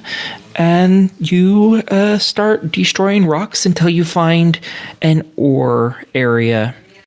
Once you do, you start mining it, and you sell the shit that comes out of it for some money that you can use to repair some of the broken droids that are around that will inevitably do other things for you. As you break down rocks, there will be smaller rocks around. Destroying those can occasionally net you some resources, but they always net you experience. These little robots, you can set them up to destroy those. You can set them up to grab resources and just bring them to the upper area where they store them all so that you can quickly sell them. They can go and grab things and bring them to smelters once you have started building things that allow you to build ingots. You can take the various ores and have them smelted, so they'll pick them up and bring them there.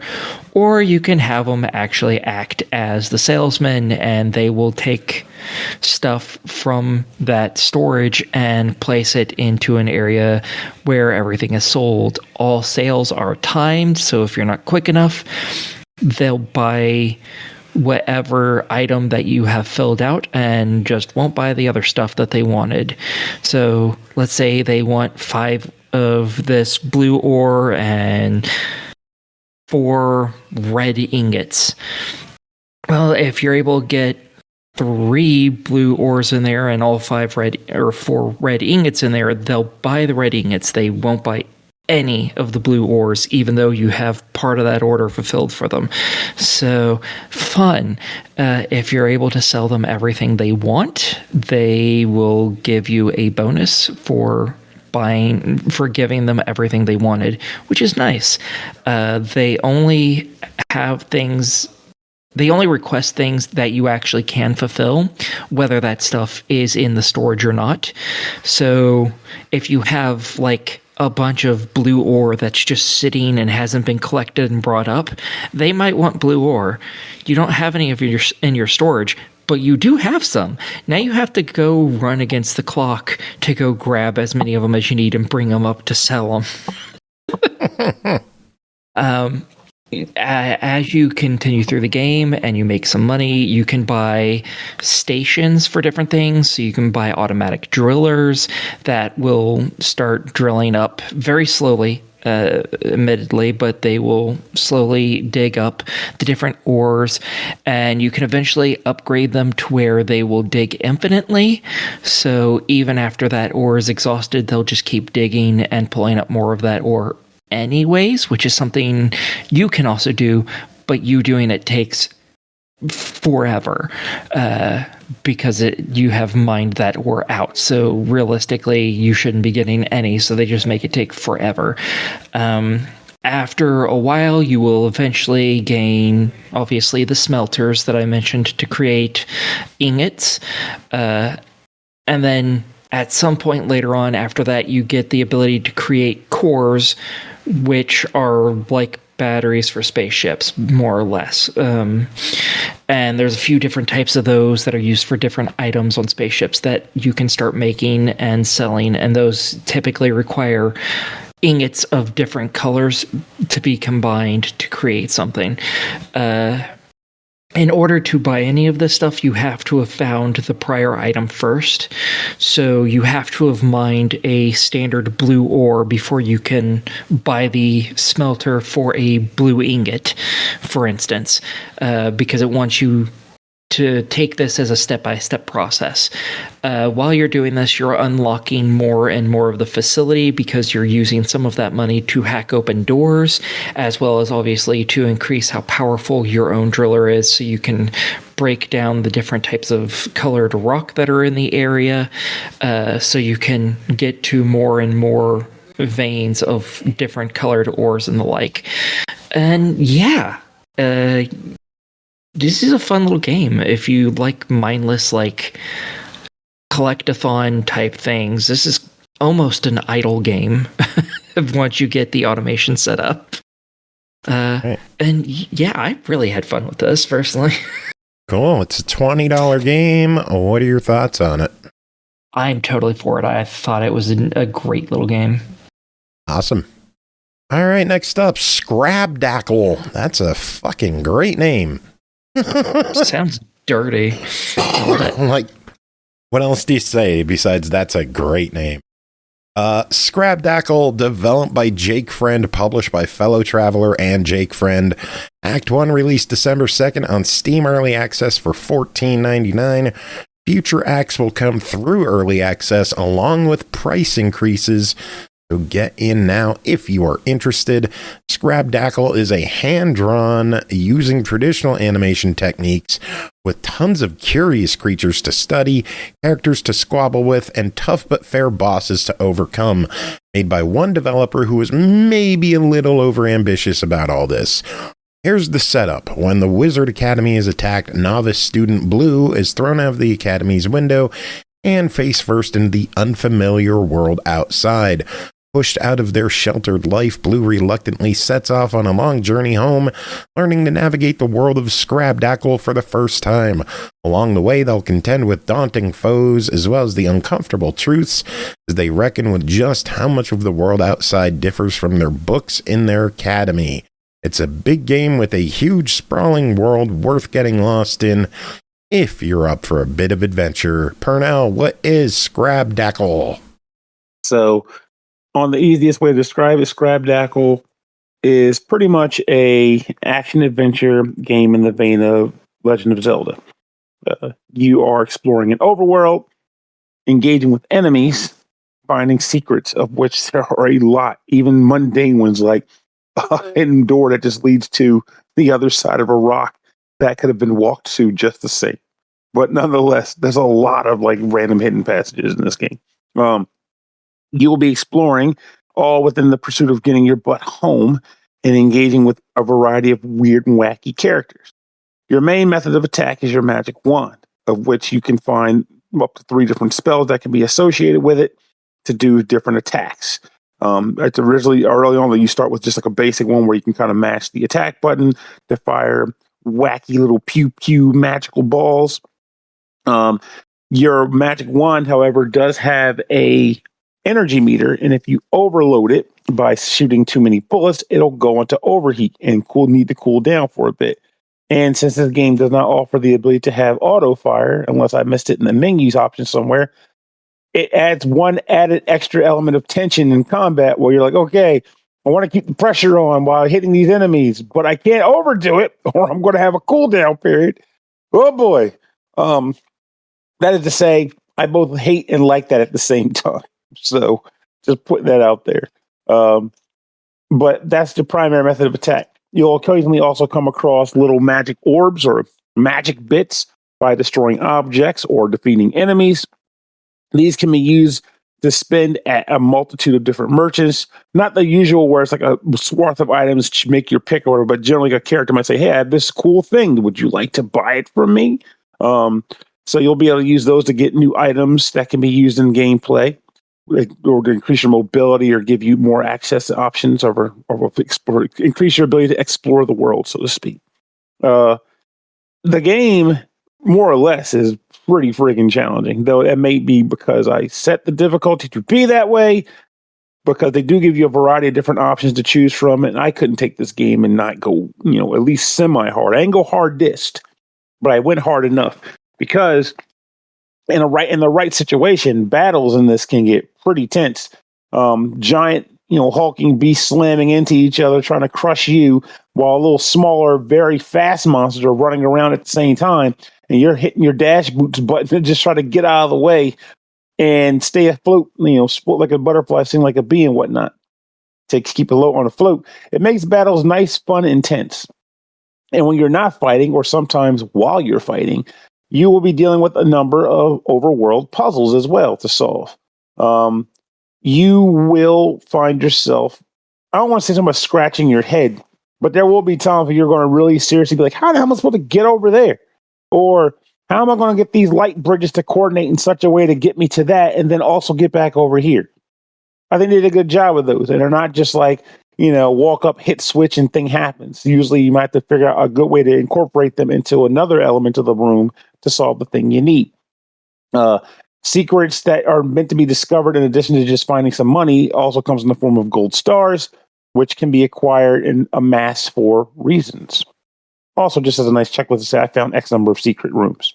The humor in this game, most notably, I think is the main reason, next to the art, is the main reason why I think this game is a really solid bet, because I have laughed out loud multiple times at conversation that the characters have in this game.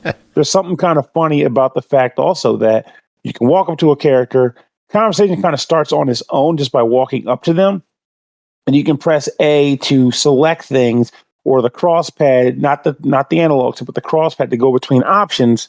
But at any point in time you feel like you can just walk away.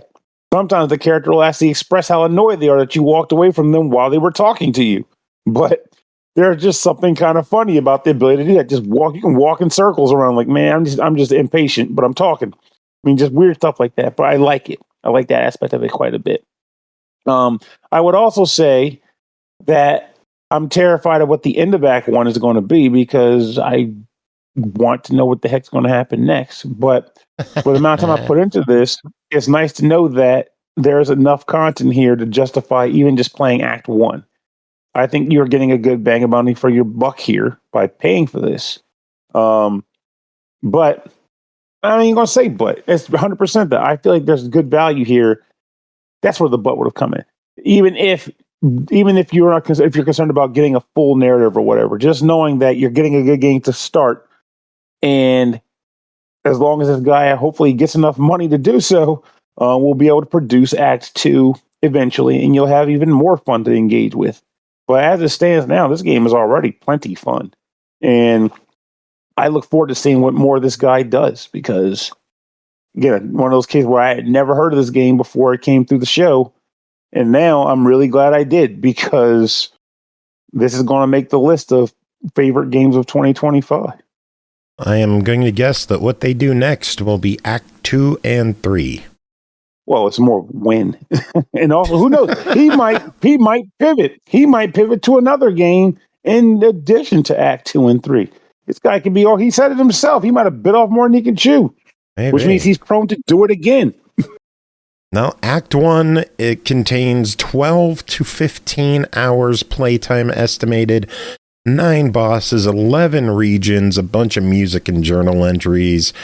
Clocks in at $14.99. Acts 2 and 3 will have about the same as Act 1, and the price will increase again as Acts 2 and 3 come out. Is it worth getting in on this at $15? Should people pick it up, wish list it, favorite it, ignore it? What do you think? What should people do with the Scrabdackle? I'm basing it I'm basing it solely on Act 1. I'm not even concerned about 2 and 3 in that capacity, and I think it's worth buying. Those are just a bonus. Now, admittedly, if the story wraps up and they don't increase the story, you might be like, crap, what happens? He gets to the Wizard Academy, and then what? But it's fun now. Who cares? All right. Well, we got 2 more games to talk about, and they're kind of a package deal. Right, Norg?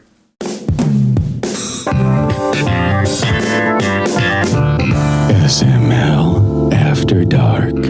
That's right. It is After Dark time with Monster College and Monster City. Aki, you ready to get naughty? Always. Yeah, figures. Monster College, developed and published by Monster Eye Games, released back May 26th on Steam for $9.99. Protagonist of this story discovers that he is a werewolf. In his new life, he will meet beautiful women, each with their own fascinating peculiarities. Demons, vampires, zombies, werewolves, gorgons. And Aki, you're gonna fuck them all, aren't you? Oh, by God, yes. Every damn one of them. Yeah. Okay, tell us about it. Okay, so in this, you play as a young man who, whilst he is with his girlfriend, who has convinced him to move in with her by stripping naked, he decides in the middle of the act that he's a werewolf as his body starts to transform. And then he runs off because he doesn't understand what's happening. He doesn't know what's going on. He does not want to involve her in whatever this bullshit is. So he runs off, and his dad quickly finds out, and he's like, oh yeah, you're a werewolf. Thank God you finally transformed. I wasn't sure it was ever going to happen. Sometimes it skips a person. You never know. So yeah, you're changing very late in life, and your dad's super excited, and he's like, I get to finally bring you to the University of Silverleaf. So you're like, you try to get information out of him. He's like, nah, that's part of the fun, is the experience of getting to see things for the first time. And he sends you to this monster university, basically. And you immediately have foot and mouth syndrome, and it is fantastic because your thoughts aren't necessarily always just yours anymore, as you find out from meeting your new best friend, Lenny. He is a slime, and he is one of the ugliest fucking things I've ever seen, and he can read minds because he doesn't have a mouth, and he must scream. So, fun. Yep. And yeah, you very quickly get to interact with people. You get to bang a bunch of them. For instance, the lady who gets all the newcomers in and signs them up and everything, gets them okayed to come to the school. She's a succubus, so that's fun. And this is all a visual novel, by the way. It's an adventure visual novel, so you get to make all the choices. And you meet a Gorgon named Lily, who's very pretty, but seems to have a sinister side where she's very manipulative and kind of a piece of shit. You meet Rachel, who's a vampire, who is like spitting in the face of vampire society by, instead of dressing like Dracula, she dresses in the brightest, most flamboyant clothing possible. and so on and so forth. All the girls are very different from each other in both species and personality. One of my favorite ones was a mermaid named Grace, and in this game, unlike how you're probably picturing a mermaid, instead she is completely humanoid from head to toe, except for she is scaled all over, and she has spines on her arms that I assume are poisonous or something. They don't really go into it. And she's super cute, and she lives to make people uncomfortable. So like in your first meeting, she's like, okay, so which one of these two people are you trying to sleep with? And your answer can be either one of those people, both of those people, or Grace herself. And she's like, and if you pick any of them, she's like, oh, I was just trying to mess with you. It didn't work. And it's pretty fun. So you're both trying to help all these girls with their own individual issues. Like with Rachel, how I mentioned that she spits in the face of, the concept of vampires. Her family doesn't know that, and they would be very unhappy if they did. So you're trying to help her deal with that situation. And also, something weird happens at school. They had a magical stone that made people not want to come near the school. So it didn't hide it. It just made people not really want to go there. Not like, oh, we're scared of that place. It was just like, oh, there's nothing there. Let's ignore it, basically. And it gets stolen. And now you're trying to figure out how to find it, even though you're a student and the teachers are trying to find it, because you don't trust them all. So you're trying to find this because all these girls you like, so many of them, well, they're clearly not people. So has that ever stopped you? Oh God, no. Oh, no. Is it going to stop you here? Oh God, no. Is anything going to stop you here? No, probably not. Didn't think so. Yeah, see, the dev of this doesn't understand what they've made, I don't think, and that's a problem. Because they made this and put it in the guise of a dude. The thing is, for monster fucking, that's a big lesbian thing. Like, that's way, way up there in things that lots of lesbians have in common. So really should have made this a woman pining after women instead, and would have gotten probably significantly more sales, ironically. So yeah, but it's great fun. You get to create a harem. Not all the girls will join it, sadly. Some of the girls you don't even have like proper relationships with. They're just more like fuck buddies, more or less, which is kind of sad because that's ends up being what Grace is regulated to, which makes me sad because she's by far my favorite character. But yeah, lots of really attractive ladies and lots of sex, and I approve. This one is the lead-in to the next one. This is $10. What do you think of this one? 100% worth it. This is probably one of the better adult visual novels I've just played in general, content-wise. And again, that leads to Monster City, a Monster College story developed and published by Monster Eye Games. Oh, I get it. Monster Eye, like a penis. Yes. I fucking get it. Released June 17th on Steam for $12.99. Set in the same universe as Monster College, this spin-off features a young vampire struggling with her family problems, curses, and atypical powers. Join him as he attends college and meets sexy new girls, each with their own peculiarities. They like that word, don't they? Yes, they do. It is a unique word, isn't it? No, quit it. Quit it. To talk about the hurt you. Unique features of each of the you're gonna get hurt. You monsters involved. Okay, what's going on in Monster City? Okay, so this one you play as a different guy in this young man who is a vampire, but doesn't have any of the benefits of being a vampire because he was born without any powers. Which is like a grave sin among vampires. You're basically a useless human in their minds, and they do not like humans.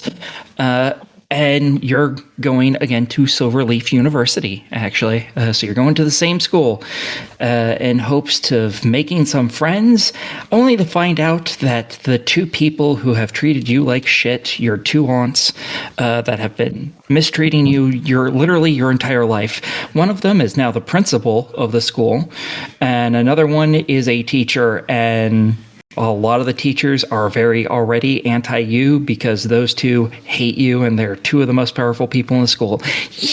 Yay! Life's so good. Yeah. You end up going there, and this game can end up being played two different ways. You can play it as a visual novel, where you will end up missing a lot of extra content in it, or you can play it as a adventure game, kind of I wouldn't necessarily say like a point and click, but like a dating sims more styled game where you get to see a map and you get to go to different places and interact with people in them if there's anyone there, so on and so forth. I chose to play it that way just because more content means more funds. And yeah, he comes into the school. He at least understands the society that they're from, unlike the werewolf from the first game. But he has kind of a mouth on him, and he really likes to drink, so he's kind of bad. And he immediately meets a bunch of other more or less misfits. There's a giant orc girl, yummy, who doesn't like to fight. And that is like the most heinous thing that an orc can think of, is not wanting to just brutalize others. There's a Yukiona named Fuyu, which is basically an undead ghost-like thing that if you come near it, it freezes everything around it. So it takes all the body heat and kills people, more or less, as well as a handful of others that are mostly undead in this one. Lots of the characters from the first game don't end up making an appearance in this. Rachel does, because she's your cousin, I think. They call each other brother and sister. You hook up with your cousin? Sadly, no. Huh. No, because she's still with Werewolf Boy from the first game. Yeah, but other than that, basically all the other characters from the first game are gone, including the principals from the first game is gone, obviously replaced with another lady. The new principal, at least, was in the first game. She was a teacher in the first game, and now she's a principal. But even like the librarian is different. So yeah, you have to go and work to make a little bit of money, and you make next to nothing. It's terrible. You get monster points for learning about monster history by going to classes, or by making yourself stronger by going to the gym, that you can later on use to do special types of training to hopefully be able to survive an actual fight with someone who is a monster whilst you have no powers, and things like that. It isn't finished yet. I believe it's at like an 8 point something, I believe. Is this an early access release? It is technically still in early access, yes. It's at 9.0, okay, as of the first. So it's pretty close to done, but it isn't quite finished yet. They are actively still developing it, so it's not an abandonware, thankfully. And yeah, this whole situation is mostly setting around, you've mouthed off to someone in a human city that's close to the university about being a monster, to a woman who's a cryptozoologist, and now she's obsessed with you, and humans aren't supposed to know you exist because that's deadly for both of you. So you have to deal with that situation. Again, you're helping the other misfits, as well as trying to figure out why you don't have powers and unlocking powers for yourself through alternative means. And yeah, it's been really fun. I have actually reached the end of its content, and I am sad because I want to play more. Yeah. No, you can't. Yeah. Tough shit. It's $13. Should people play up to where you got for $13? Oh, hell yes. 100%. You know, go get your orc girl. Yo, it's fantastic. Yes. Go get your orc girl. Mm-hmm. Do I have to put Jacob's face on an orc girl?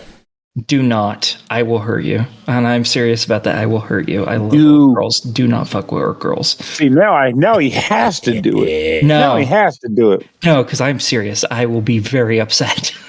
Knowing that Aki would have to travel to you, that would be worth it in and of itself. Would. Really would. No, After she's done beating you up, you no, can hang out. because I bring bricks. I mean, I already That's a put heavy thing to Jacob's put on a face on a plane. robot tonight, so... That works. Yeah, that is the picture for the show. Cool. Not as entertaining, though. Speaking of, we are done with the show. Big thanks to Chris and Adam Rippon for coming on, hanging out with us, chatting. Big thanks to you two for taking care of the reviews and chatting about the video games, all that fun stuff. Music tonight. We're gonna do take a break from the Christmas to do a special song. Our buddy George Norg hooked us up with a track from Vince DiCola and Friends from a live show a couple of years ago. This is going to be the Angry Birds Transformers medley. Oh, robots in the board. Hey, Yeah, gonna be good. Oh, did you end up doing that thing you talked about earlier that you're like, I'm announcing it at 10? Oh well, that wasn't like for the show. Announce at 10. That was just an embargo for 10. Oh, nuts. I was like, oh, man, I can't wait to hear what this how it's going to play out. Or like I was like, maybe Adam's related to it in some way. But, No, okay. it's just, I don't even remember what game what was it that I sent that to you about? Let me scroll up. Kingdom's Return time. That's right. Kingdom's Return. Going to be a city building / RPG coming from Inti Creates. Going to be launching next year. Yeah, looks pretty good. So I concur. All right. Well, with that, we are done. Does anyone have any final words to wrap up the show? 8 hours of sleep every night is worth it, even if I myself never get it. True.